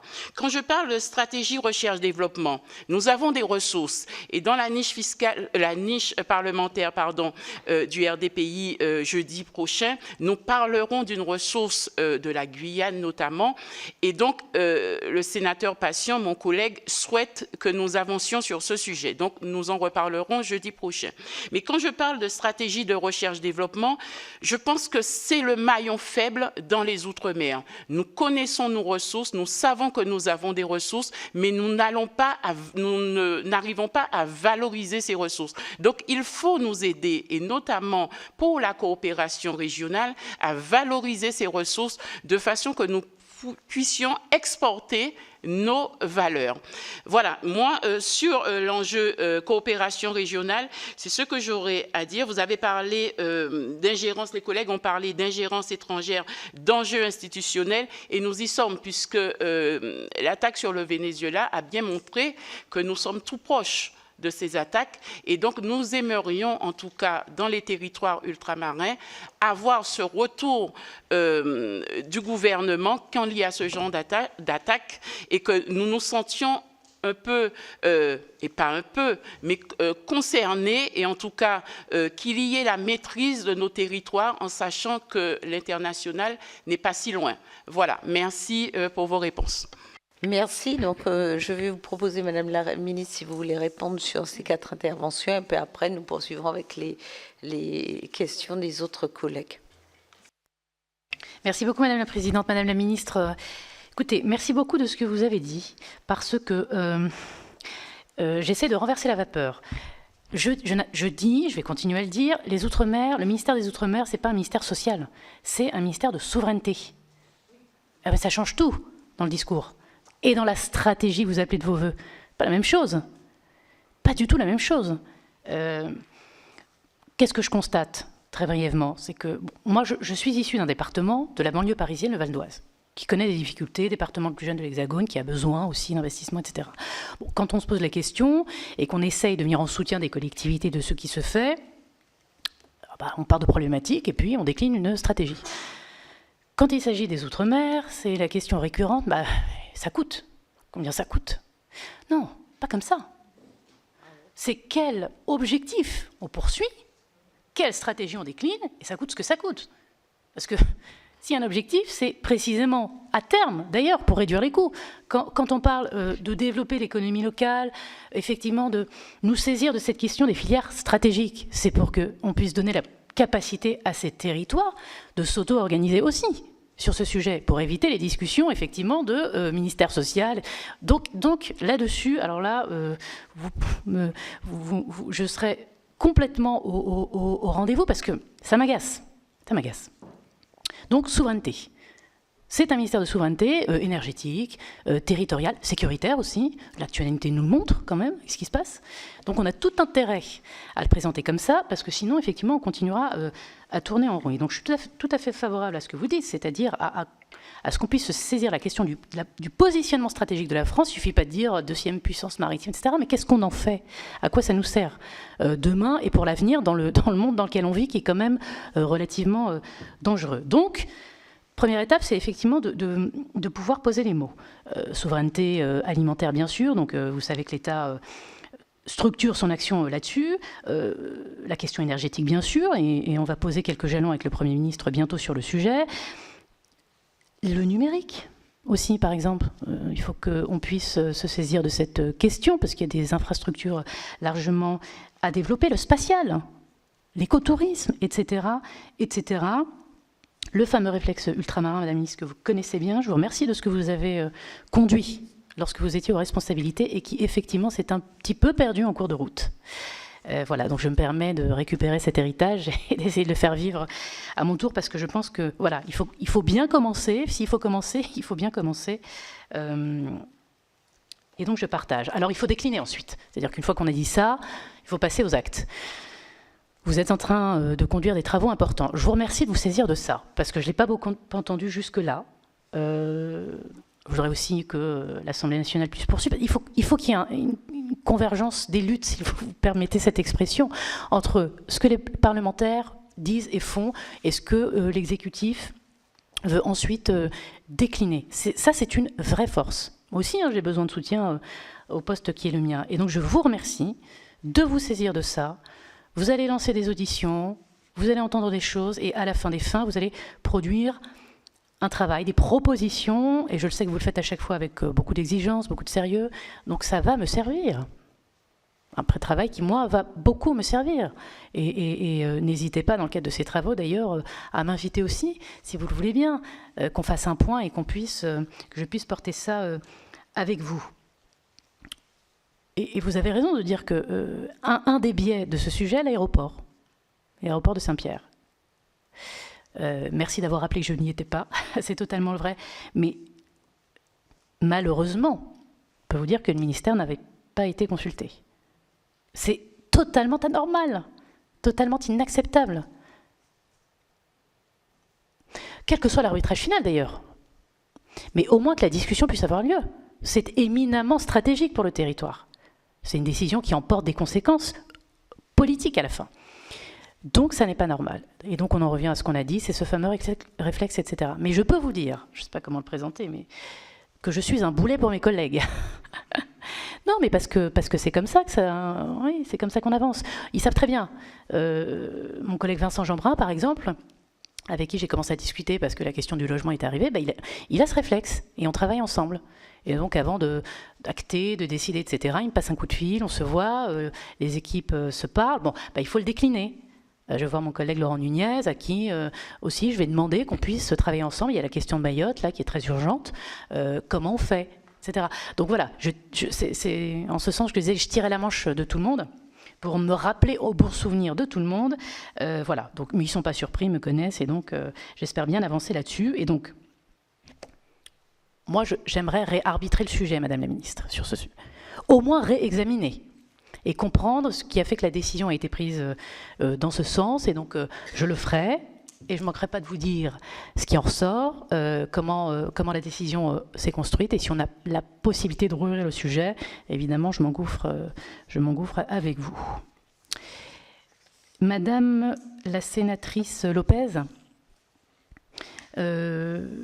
merci d'avoir évoqué la jeunesse, mais je sais que ça intéresse beaucoup d'entre vous ici. On est là pour ça. On est là pour préparer les choses pour ceux qui vont ensuite nous succéder, bien évidemment. on ne pourra pas tout faire. Et vous l'avez très bien dit, je vous remercie. C'était aussi le propos introductif que j'ai eu. Mais on peut faire des choses quand même. J'ai reçu, il n'y a pas très longtemps, le délégué interministériel justement à la jeunesse. Il s'est saisi, lui, du sujet jeunes et outre-mer. Il a produit une consultation. Alors évidemment, ça n'a pas fait la une. On ne parle pas de ces choses-là, mais c'est pas grave, c'est là. Il y a des résultats intéressants. Et j'ai dit au Premier ministre que je souhaitais qu'on puisse apporter des évolutions. Donc je vais construire un plan. Il y a plein de choses dans les tiroirs. Construire un plan jeunesse, qui ne sera peut-être pas la révolution encore une fois, mais qui va permettre, mesure après mesure quand même, qu'on puisse avancer, qu'on puisse débloquer des situations. Il y a des choses qui ne coûtent rien dans ce plan. Allons-y. Il y a des sujets très réglementaires, mais qui permettent de faciliter la vie de ces jeunes. La question de la mobilité, bien sûr, vous avez raison. Comment on fait pour améliorer cette mobilité, permettre aux jeunes qui ont envie de poursuivre leurs études, leur carrière en hexagone, ou inversement, comment on fait pour redonner de l'attractivité, pour permettre à ces jeunes qui ont envie de rester, bien évidemment aussi de pouvoir rester, ça aussi, il faut qu'on s'en parle. Voilà, j'ai des propositions aussi qui sont en train d'être finalisées, donc je compte bien, là aussi, qu'on mette des choses en place. Ce qui est intéressant de voir, c'est que ça bouge, parce que le nombre de bénéficiaires a plus que doublé entre 2018 et 2024. Oui, mais je dois avoir le chiffre là, sur le passeport mobilité. On est passé de 38 879 à 82 602. C'est beaucoup. Et encore ces dernières années, ça a encore augmenté. C'est 13% d'augmentation entre 2023 et 2024. Donc on voit bien qu'il y a une demande. Il faut la satisfaire, c'est un des enjeux. Le talent est là, l'envie est là, donc il faut qu'on accompagne. La vie chère, alors, vous avez dit, il y a des choses moins chères qui ne coûtent rien, je les prends. On pourra en discuter, je les prends tout de suite, ça intéresse tout le monde. Je reviens sur la question du développement des filières locales. Ça, c'est un grand oui. Pas un sujet simple, vraiment pas un sujet simple. Et en plus, c'est un sujet au long cours. Et là, il n'y aura pas de réponse simpliste, il faut qu'on arrive à agir sur tous les leviers. La réforme de la LODEOM en est un, parce que ça va nous permettre justement de rentrer dans le détail des activités, activité par activité, qu'est-ce qui marche, qu'est-ce qui ne marche pas, et justement remettre ça au goût du jour. Où est-ce que territoire par territoire, on a des activités qui fonctionnent et qui fonctionnent mieux, et qu'on est en capacité avec la réforme de mettre en avant. Donc ça va être un des biais. L'autre biais, c'est la loi d'orientation. Je veux que ce sujet intègre la loi d'orientation, parce que la loi d'orientation, c'est l'économie. C'est l'idée de la souveraineté économique. Là aussi, on pourra le décliner par territoire. Et je veux que ce soit une loi d'orientation par territoire, sinon ça n'a pas de sens. On ne va pas traiter tout le monde de la même manière. Bon, meilleur moyen, là encore, de ne pas avoir de résultats. Territoire par territoire, on peut reprendre effectivement la question des activités, des secteurs d'activité stratégiques, et avancer. Mais on aura déjà une première réponse avec la réforme LODEOM. Sur les normes BTP, vous aviez pris l'exemple effectivement, oui, c'était des termites. Alors il y a encore un gros travail à faire sur l'adaptation des normes. Ça c'est évident, tout le monde est d'accord là-dessus. Nous avançons tout de même, voilà, pas à pas, j'ai envie de dire là aussi. Je vous donne quelques exemples sur l'usage des matériaux hors Union européenne. Des comités référentiels construction vont être mis en place dès 2026, notamment pour tout le travail à faire sur les matériaux dans le cadre de l'adaptation de la loi dite Bélim, donc de votre collègue. Là aussi, des choses sont en cours. On continue de travailler puisque le décret est imminent. Le ministère, je peux vous le dire, soutient aussi le réseau des professionnels de la construction outre-mer qui travaillent sur ces référentiels de construction. Madame la Présidente Jacques connaît bien les travaux qui sont en train d'être menés dans ce cadre, qui est tout ce qui est animé par l'AQC. Et puis, il faut accentuer ces démarches qui permettent de plus en plus de faire prendre en compte les spécificités des acteurs locaux. Donc, évidemment, nous y sommes particulièrement attachés. Voilà, Madame la sénatrice. Monsieur le sénateur Chevrollier, merci d'insister sur la question des enjeux stratégiques. Merci de vos propos qui me permettent effectivement, moi aussi, de pouvoir dire qu'on va mener un travail commun sur ces questions. Et donc vous êtes tout début de ce travail, mais le cadre au moins est posé et évidemment, ça m'est aussi utile. C'est la stratégie des 3 océans. Parler du Pacifique, il y a ce qui se passe avec les tentatives de déstabilisation aussi dans les Caraïbes qui doivent nous amener à décliner très vite aussi une stratégie. La coopération régionale est évidemment au cœur de tout cela. J'avais souhaité insister pour qu'on puisse lancer la conférence de coopération régionale qui n'avait pas eu lieu depuis quelques années. Et on l'a fait à La Réunion quand je me suis déplacée.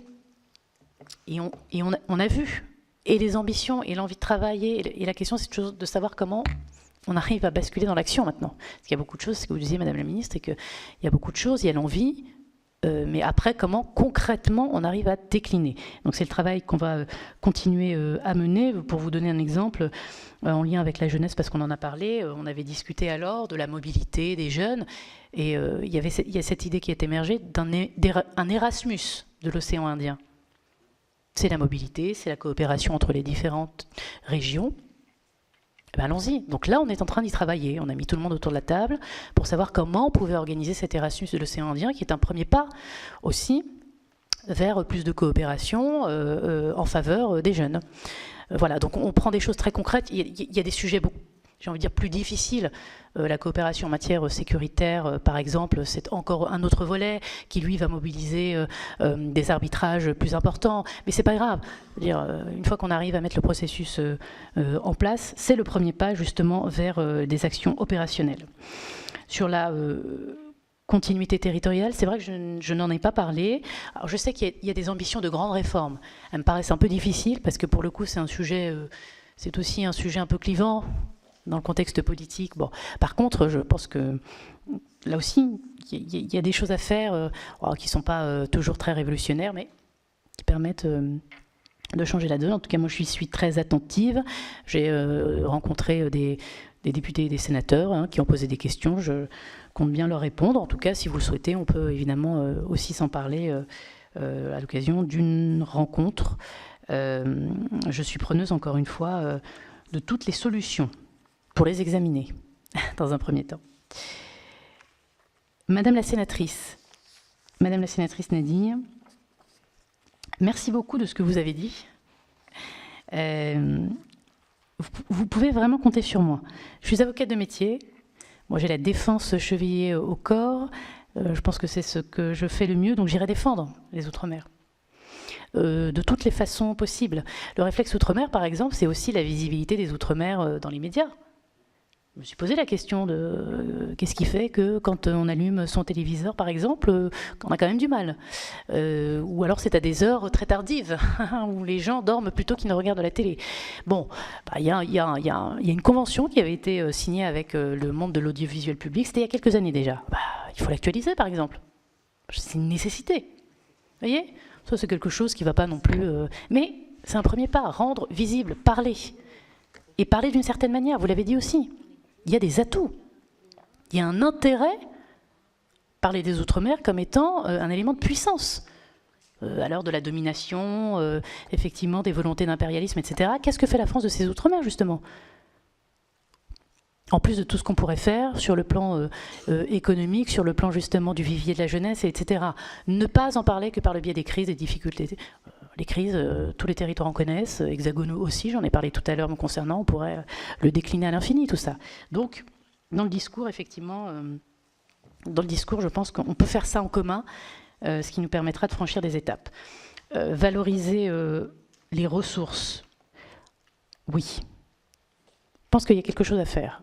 Donc, en tout cas, je veux venir en aide là-dessus. La recherche et l'innovation, la recherche et le développement, ce sont des axes importants pour les Outre-mer, compte tenu de ce qu'on s'est dit, des potentialités qui existent, notamment en termes de biodiversité. Ça, c'est un premier angle peut-être dont on peut se saisir.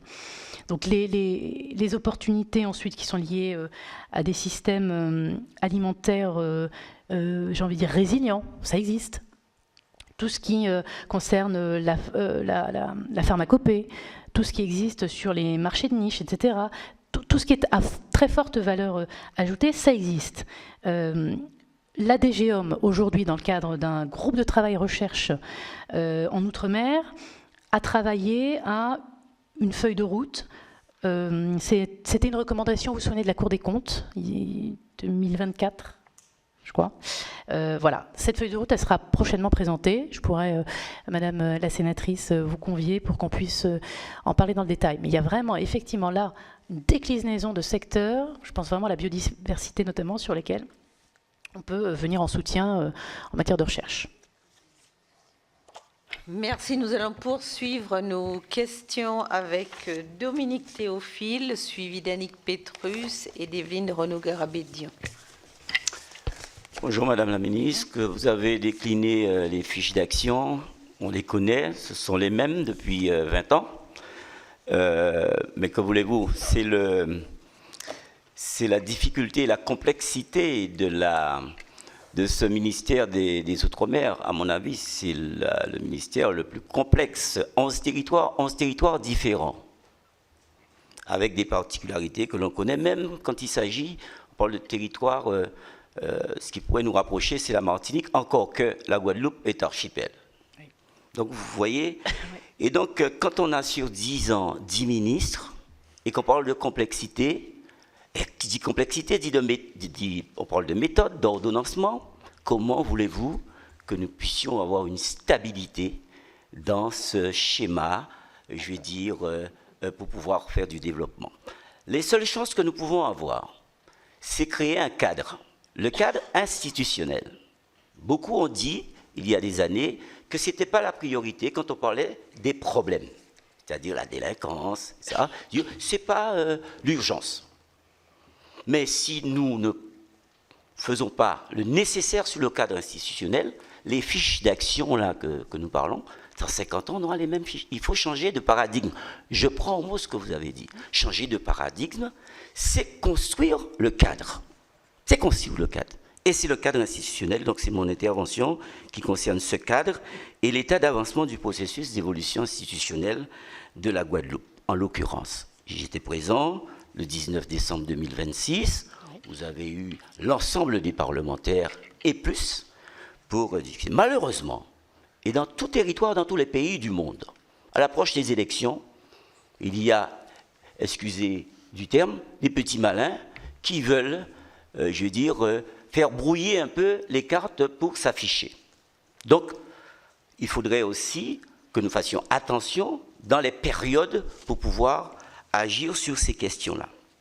La séquence qui relève des élus est intégralement achevée. Vous le savez, elle a été conduite conformément aux dispositions législatives applicables dans le cadre du Congrès des élus de la loi du 28 mars 2000, qui institue le Congrès. Le Congrès, officiellement, et dans la Constitution, c'est pour délibérer de toute question relevant de l'évolution institutionnelle, donc qui donne droit à une délibération par vote des participants. Et à l'époque, c'était le congrès des conseillers départementaux et régionaux, et moi-même, à l'occasion d'un amendement que j'ai moi-même porté, afin que les maires de Guadeloupe puissent disposer d'une voix délibérative, puisque j'avais mené une réflexion sur 2003 qui a échoué, parce que les maires n'étaient pas à l'intérieur des dispositifs, alors que le maire est en prise directe avec les populations, ce qui fait que quand nous avons interrogé le peuple a dit non, parce qu'il y avait, à l'époque encore, des petits malins qui ont fait peur à la population, disant que nous allons perdre nos nationalités, que nous allons perdre la retraite et tout. Alors que nous étions dans l'article 73, dans l'assimilation législative. Donc il n'est plus question d'interroger à nouveau les élus, puisque la séquence est terminée. Le Congrès s'est réuni, les élus ont voté à plus de 80%, il ne faut pas s'attendre à 100%, parce que j'entends des sons qui disent « il n'y a pas de consensus ». Il n'y a jamais de 100% dans le cadre d'une institution et de vote. Donc quand on parle de consensus, on ne matche pas le consensus avec des délibérations votées, puisque c'est la majorité qui l'emporte. Donc par conséquent, attention à ceux qui, et vous l'avez entendu la dernière fois, pour mettre quelques grains de sable dans la machine, cette histoire. L'étape suivante relève exclusivement de deux choses. Exclusivement du peuple d'ailleurs, appelé à se prononcer sur un projet construit en amont précisément pour éviter les errements du passé. Et d'ailleurs, ce passé date de 20 ans, plus de 20 ans en 2003. Cela n'empêche nullement que nous puissions bien évidemment continuer la discussion, puisque le peuple va voter pour est-ce que vous êtes d'accord pour une évolution institutionnelle. Après, il y aura des projets politiques, mais bien évidemment. Mais le cadre, nous avons abouti dans le cadre.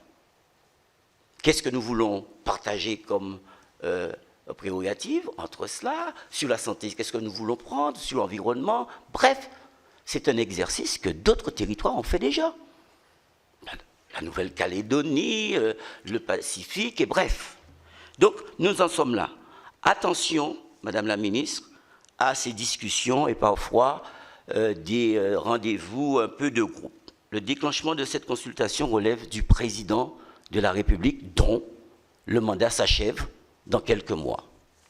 Donc, une fois que j'aurai dit ça, vous conviendrez avec moi qu'il n'y a ni urgence, mais il n'y a pas aussi à attendre après le départ du président de la République qui s'était lui-même engagé sur cette question-là, fondamentale, si on veut changer de paradigme. Sinon, la délinquance, je ne vais pas remonter très loin, le pic c'était 2015. La violence, regardez les taux, on est encore là. Et pourtant, il y a des choses qui sont faites. Donc voilà, madame, nous comptons sur vous sur un portage politique, parce que nous considérons que le ministre des Outre-mer, c'est notre porte-parole. Donc, évitons-nous d'aller voir le ministre de l'Intérieur sur ça, le ministre, bref, qui est chargé des questions, le ministre des collectivités publiques. Vous êtes notre porte-parole. Et c'est pour cette raison, je ne suis pas content du tout quand il y a du yo-yo. Une fois, c'est des ministères d'État, une fois, c'est des secrétaires, une fois, alors que les territoires n'ont pas changé. Deuxième chose, pour corroborer, je finis. Très bientôt, nous allons parler de la CARICOM.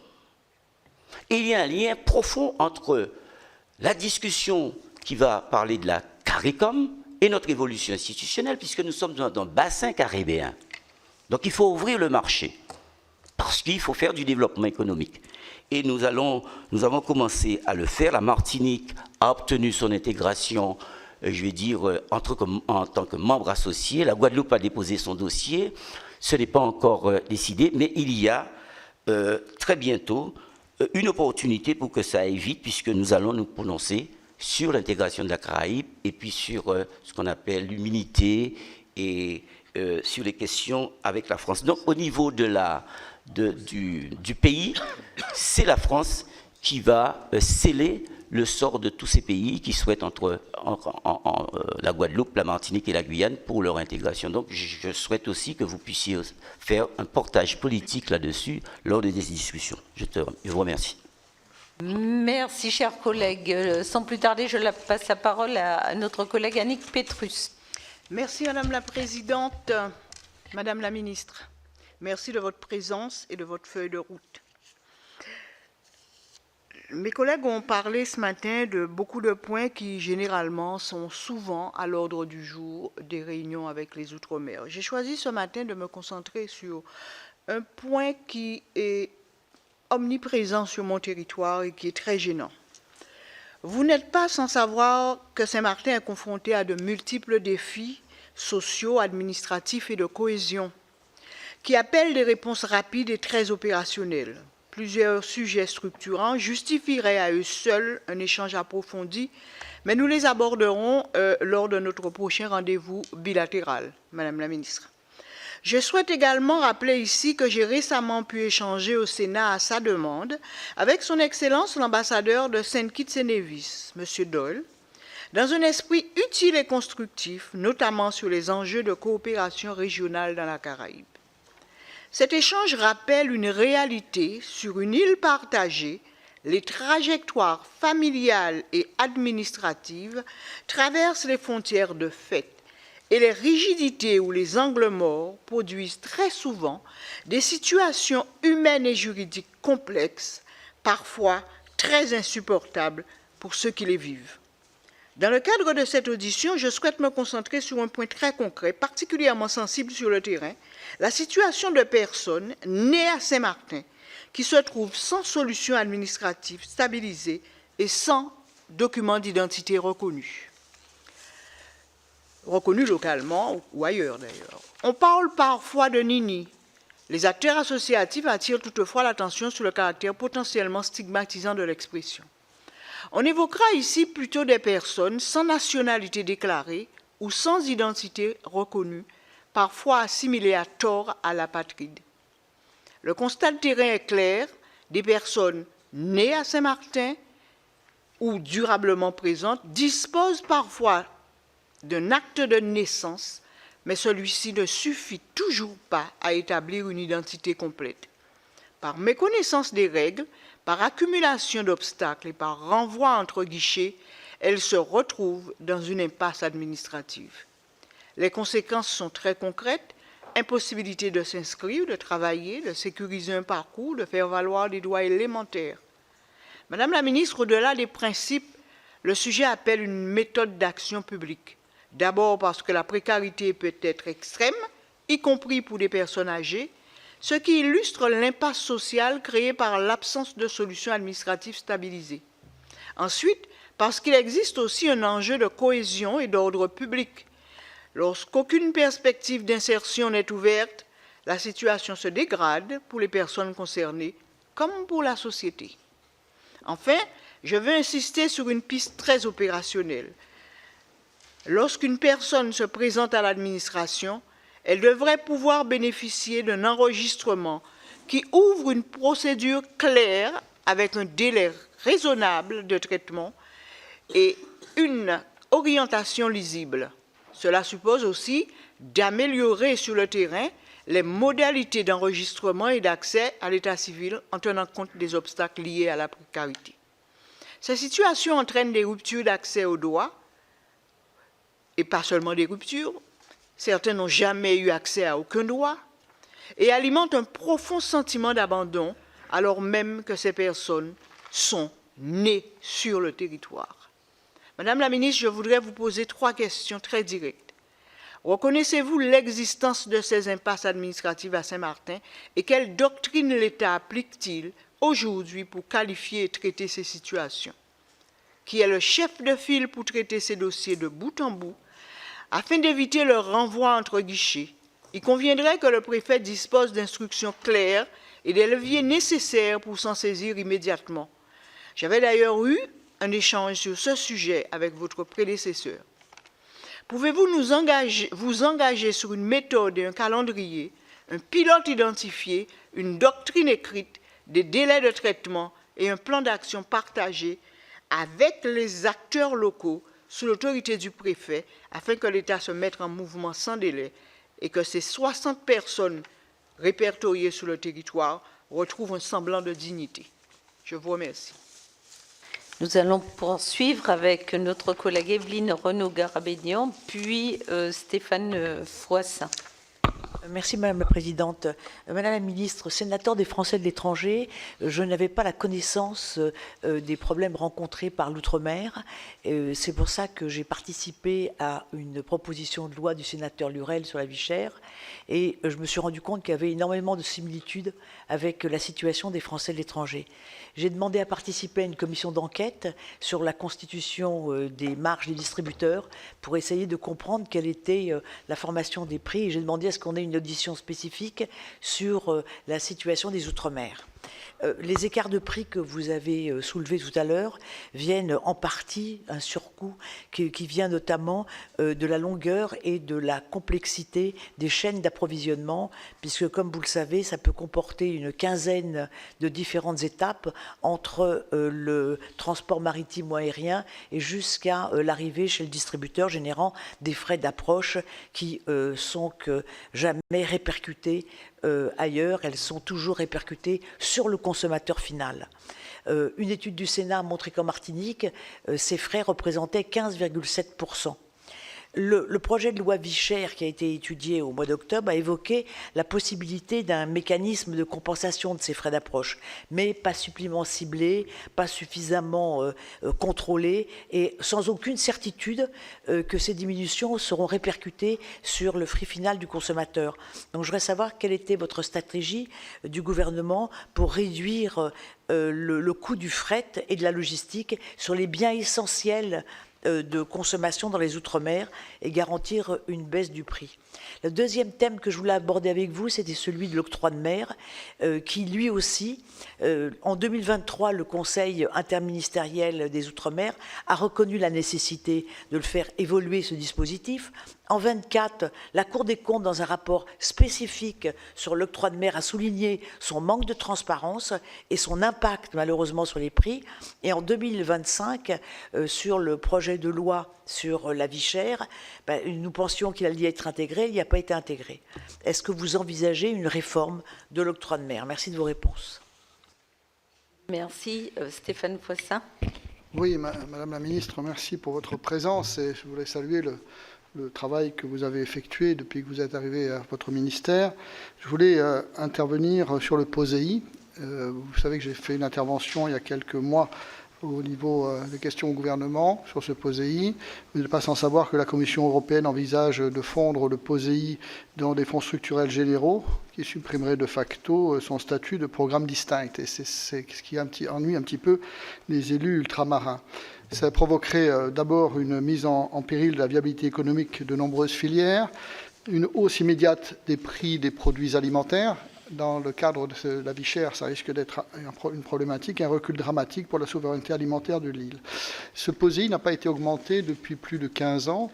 Il est important que le gouvernement et vous, Madame la Ministre, prenez ce dossier à bras-le-corps pour que l'on puisse avoir des financements un peu plus importants sur ce POSEI. Ma deuxième question, c'est des questions plutôt pragmatiques. Nos élus s'inquiètent sur les contrats PEC qui sont diminués d'année en année, qui sont financés de moins en moins et qui risquent de compromettre certaines actions au niveau municipal, régional, départemental ou intercommunal.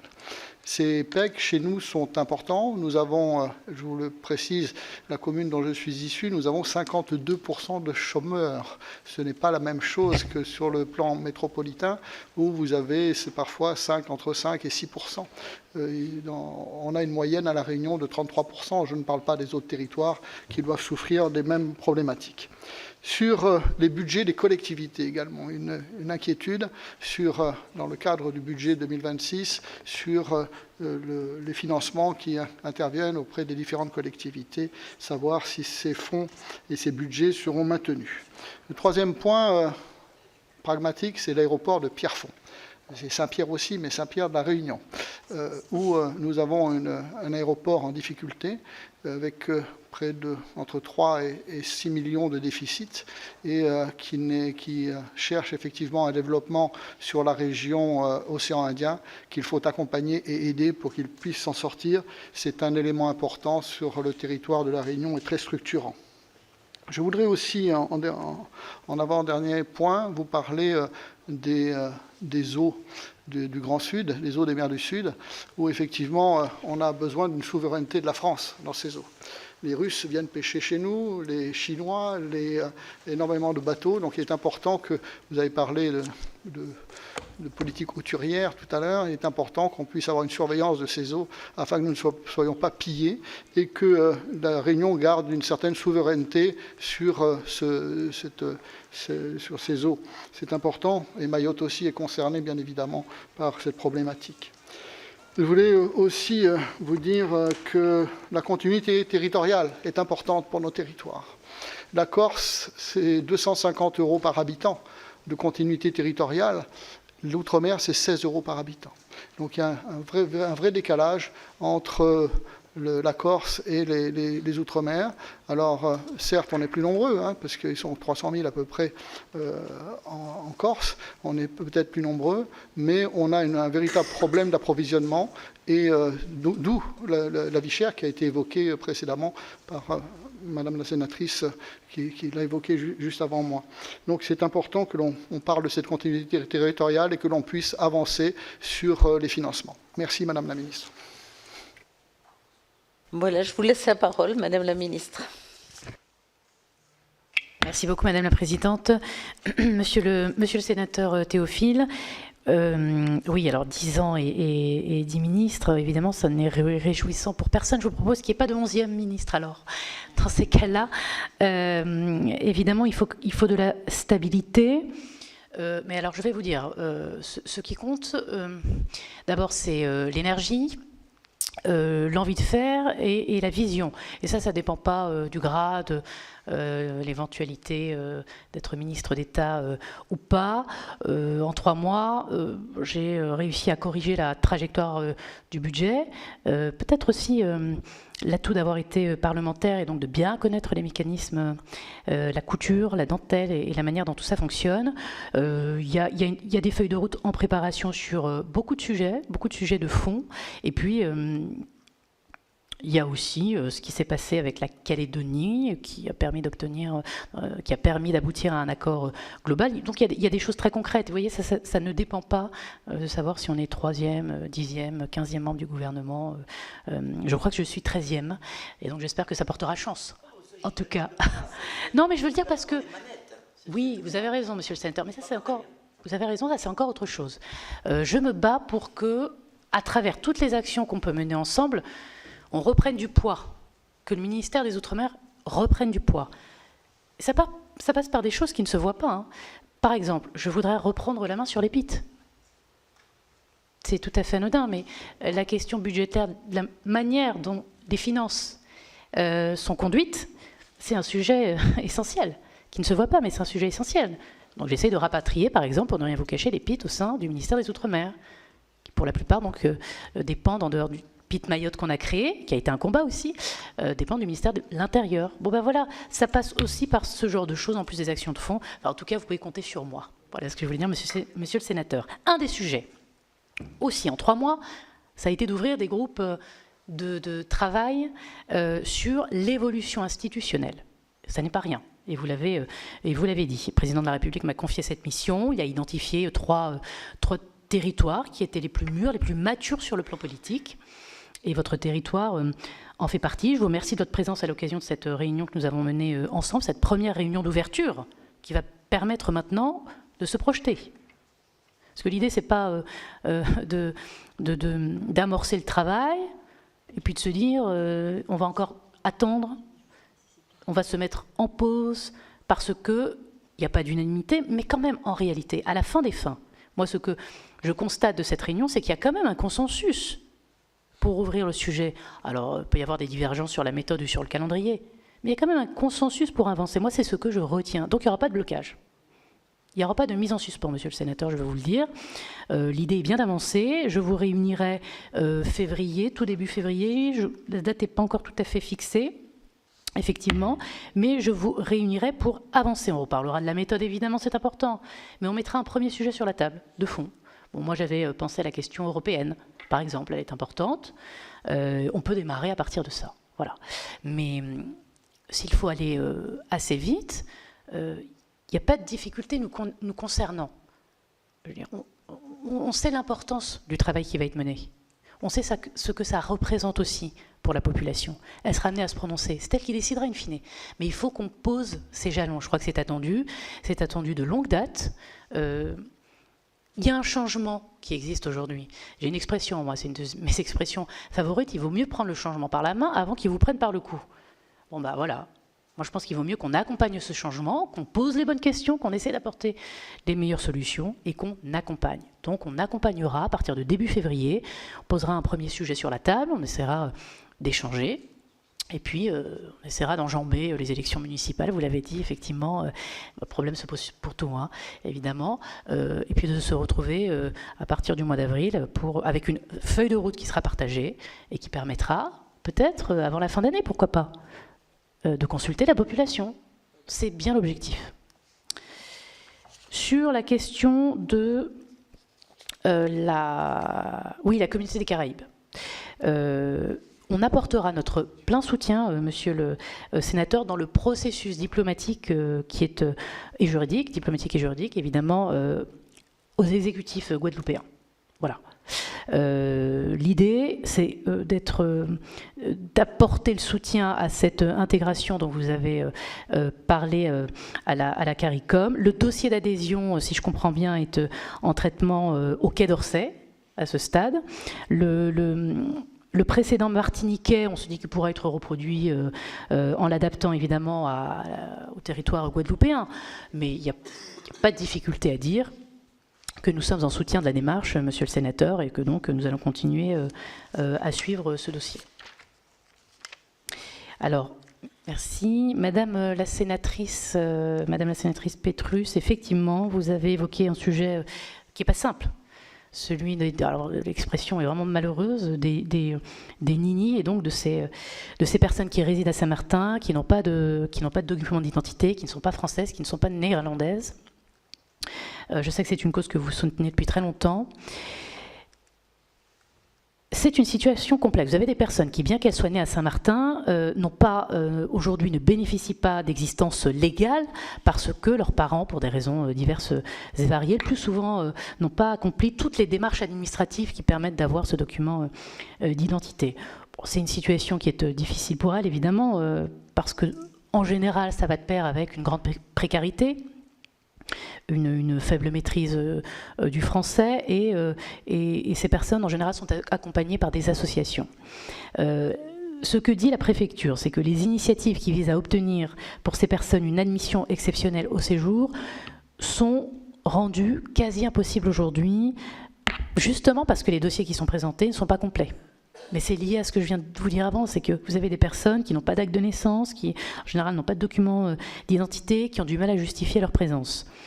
Je sais qu'on aura l'occasion d'aborder ce point, Madame la sénatrice, ensemble. Je vous propose de travailler à un meilleur accompagnement des demandeurs, en lien avec les services du ministère de l'Intérieur, avec le préfet, bien sûr, qui est déjà sensibilisé. Je souhaite venir me déplacer à Saint-Martin début mars. Et donc l'idée, c'est de pouvoir, avant mars, continuer à échanger et voir effectivement ce qu'on peut améliorer pour pouvoir, à l'occasion de ce déplacement, s'en parler de manière beaucoup plus avancée, de manière beaucoup plus concrète. Madame la sénatrice.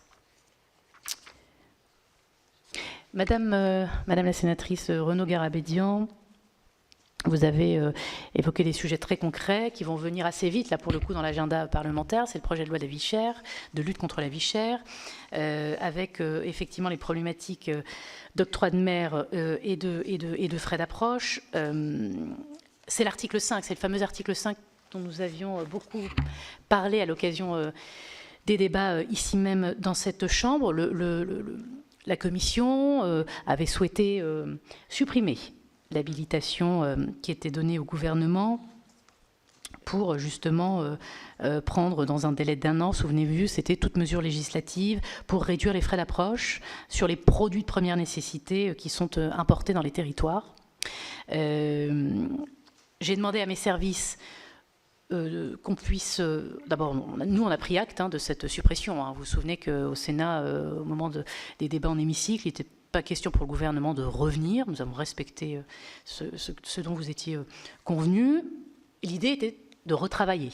Donc moi, j'ai demandé à mes services de continuer les discussions, évidemment, avec les parlementaires avant l'examen à l'Assemblée nationale du texte pour mettre en place le dispositif qui soit le plus satisfaisant possible. Donc on y travaille encore. Il faut que ce soit sécurisé juridiquement, puisque vous aviez vous-même soulevé un certain nombre de points d'attention que nous avons évidemment immédiatement pris en compte parce qu'il faut qu'on soit vigilant. Donc je reviendrai vers vous avec des propositions.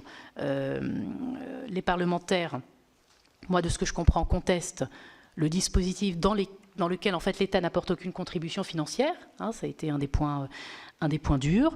Le cabinet attend l'arbitrage du Premier ministre, pour ne rien vous cacher, voilà, sur un dispositif dans lequel l'État participerait par un fonds d'amorçage au dispositif qui permettrait qu'il puisse s'enclencher, qu'il puisse démarrer avec une clause de remboursement de l'État à terme. C'est l'idée générale à ce stade. Sur la question de l'octroi de mer, À l'occasion du SIOM 2023, le gouvernement avait dit très nettement sa volonté de réformer l'octroi de mer avec un objectif de baisse des prix des produits de grande consommation. C'était l'objectif. La concertation avec les élus, les parlementaires, le monde économique bien sûr, sous le pilotage des préfets, s'est enclenché, qui a permis de mettre en place cette concertation. Ça n'a pas été simple. C'est vrai que je suis obligée de le dire. La mise en place de la concertation elle-même a posé quelques difficultés, ce qui montre bien la sensibilité d'ailleurs de ce sujet. Et ce qui explique aussi qu'il n'y a pas de consensus qui se soit dégagé après ces discussions, malheureusement.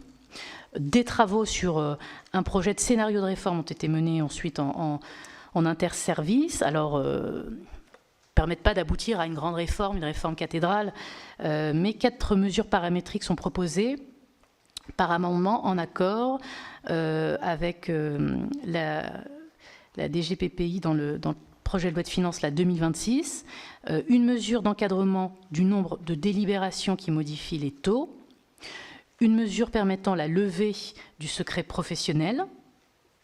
Cet amendement qui est déposé par la présidente Jacques a été adopté en première lecture au Sénat. Et enfin, la mise en œuvre du protocole de lutte contre la vie chère d'octobre 24 permet d'expérimenter pendant 3 ans, souvenez-vous, des baisses d'octroi de mer. Voilà, ça c'est une piste de rationalisation, d'amélioration du régime aussi qui est sur la table.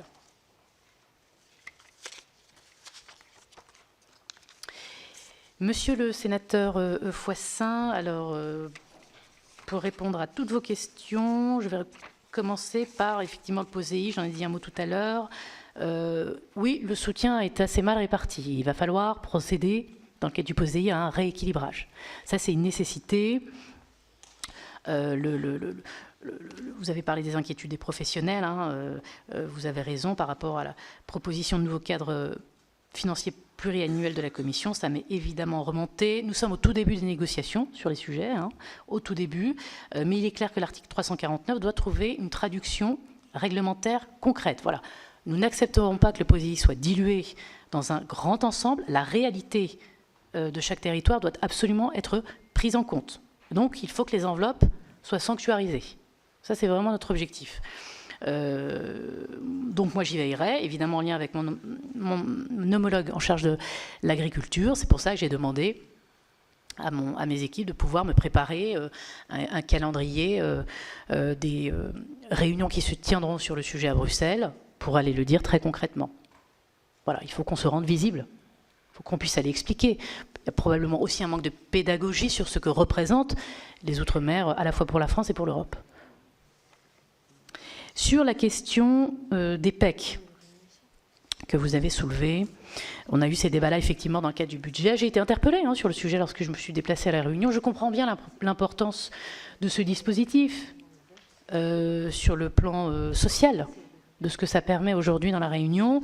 Il y a eu un effort exceptionnel qui avait été mis en place par mon prédécesseur, c'était les 10 000 PEC, effectivement, pour venir répondre à un besoin urgent. J'en ai parlé à mon collègue ministre du Travail, pour lui expliquer justement le cas particulier du rôle que joue ces PEC dans les Outre-mer, qui est différent du rôle qu'ils jouent en Hexagone. L'idée, néanmoins, vous le savez, c'est de dire qu'il y a trop de dépendance à ces emplois et que, vous parlez de changement de paradigme, il faudrait davantage créer de l'attractivité économique, créer des emplois pour permettre justement que tout le monde s'inscrive dans des emplois pérennes, plutôt que de continuer à favoriser de la précarité ou de la dépendance à ces emplois. Alors, il va falloir trouver le bon équilibre. Continuer à travailler sur le fait qu'il faut des emplois pérennes, mais ne pas abruptement priver les territoires ultramarins de ces dispositifs dont ils ont besoin. C'est le discours, moi, que je porte auprès de mon collègue ministre du Travail.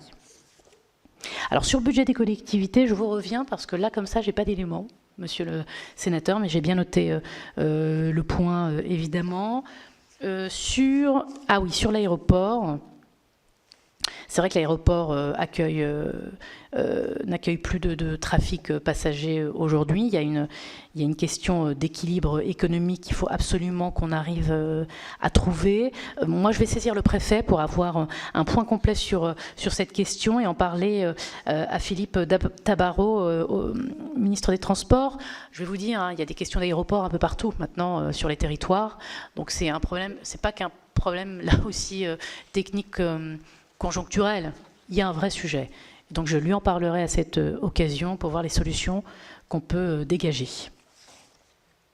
La continuité territoriale, je l'ai dit tout à l'heure, est presque un serpent de mer de ce ministère, mais un sujet important, donc je suis prête à échanger là aussi avec vous, même à imaginer hein, une grande réforme. Simplement, j'ai l'impression qu'elle ne trouve pas de place aujourd'hui dans le contexte. Et la surveillance des eaux, oui, pour la souveraineté sur la pêche, bien évidemment, et de manière plus générale, la surveillance en mer pour assurer notre souveraineté. Merci Madame la Ministre. Nous arrivons au terme de notre audition. Bon, je sais que notre collègue Georges Naturel voulait intervenir de nouveau, mais il nous reste vraiment très peu de temps. Je tenais à vous remercier pour la qualité des échanges, la qualité des questions. Alors, il y a plusieurs petits points. J'ai beaucoup entendu parler de réflexe outre-mer. Ayant une culture un peu scientifique, un réflexe, c'est une réponse à un stimuli. Moi, je parlerais plutôt d'une culture des Outre-mer. Il est vrai aussi que vous avez fait le constat, comme nous le faisions, que l'État gaspille de l'argent dans les Outre-mer en déployant des politiques publiques qui sont inefficientes. On a parlé des rapports, des différents rapports de la délégation. Vivette Lopez a évoqué le rapport sur le BTP qui a été réalisé en 2017. Il a fallu attendre 2022 pour que l'on mette en place, grâce à AQC, les assises de la construction durable dans les territoires ultramarins. Donc il y a vraiment un décalage et vous pouvez compter sur les travaux de la délégation. D'ailleurs, je vais vous offrir officiellement la liste de tous les travaux parce que vous avez parlé de l'audiovisuel, mais il y a aussi un rapport sur la place des Outre-mer dans l'audiovisuel public. Donc vous voyez que nous avons aussi émis un rapport sur les risques majeurs outre-mer et il y a dans les tuyaux, dans les archives, une proposition de loi qui avait été rédigée à l'époque et qui a été mise un petit peu de côté à cause de la problématique de la Covid qui est arrivée brusquement. Donc revenir rechercher un petit peu ce projet de loi. J'aimerais aussi revenir sur les propos de notre collègue Dominique Théophile et je soutiens la Guadeloupe dans sa démarche. J'aimerais aussi saluer une étude sur le potentiel fiscal de la Guadeloupe qui avait été réalisée à la demande du président du conseil départemental et j'encourage aussi à poursuivre dans les autres territoires avec le soutien du ministère pour avoir une idée précise du potentiel de développement économique de chaque territoire ultramarin. J'aimerais aussi revenir un petit peu sur la continuité territoriale. On compare souvent avec la Corse, mais je pense qu'il faut aussi être très vigilant, très prudent, parce que quand on veut de l'égalité, il faut avoir de l'égalité dans tous les sens du terme. Je rappelle que les Corses n'ont pas d'abattements fiscaux, les entreprises corses ne bénéficient pas de la défiscalisation, de toutes les aides dont bénéficient les entreprises ultramarines. Donc il faut être aussi très vigilant à ne pas créer d'autres problématiques qui seraient plus importantes pour les territoires ultramarins. Et enfin, sur les frais d'approche, c'est quand même stupéfiant de savoir qu'un kilo de citron du Brésil pour aller à Cayenne doit passer par Rungis. Je pense que si il traversait le fleuve Oyapock directement, on aurait vraiment des diminutions considérables au niveau des frais d'approche.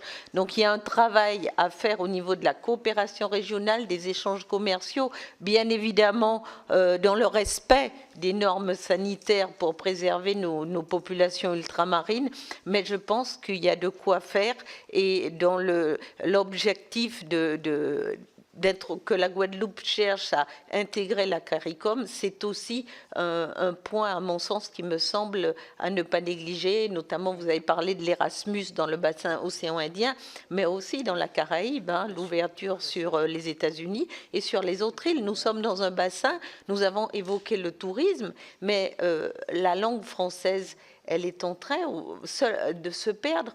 Je parle un petit peu d'Haïti. C'est le dernier grand territoire francophone de la Caraïbe et il faudra aussi travailler à encourager la francophonie dans nos territoires.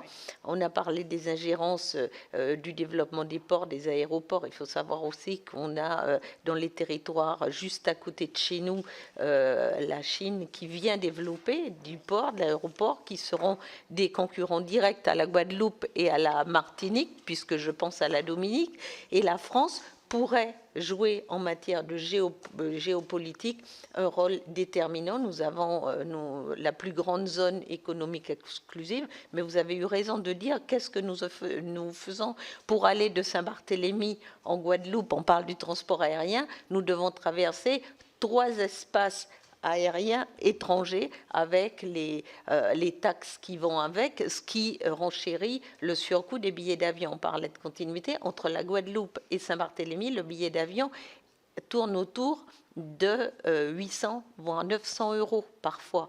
Donc il est vrai qu'il y a des sujets où il faut accompagner aussi les compagnies locales, pas à n'importe quel prix. On ne va pas revenir sur certains sujets un peu douloureux, mais il y a vraiment à se pencher sur le déploiement de la mobilité inter-île et intra-île, puisqu'on a parlé de continuité entre les territoires et l'Hexagone, mais au sein de la Polynésie française, entre les Marquises et Tahiti, il y a un sujet. Entre les îles de l'archipel Guadeloupe, il y a aussi un sujet. Wallis et Futuna pour arriver dans l'Hexagone.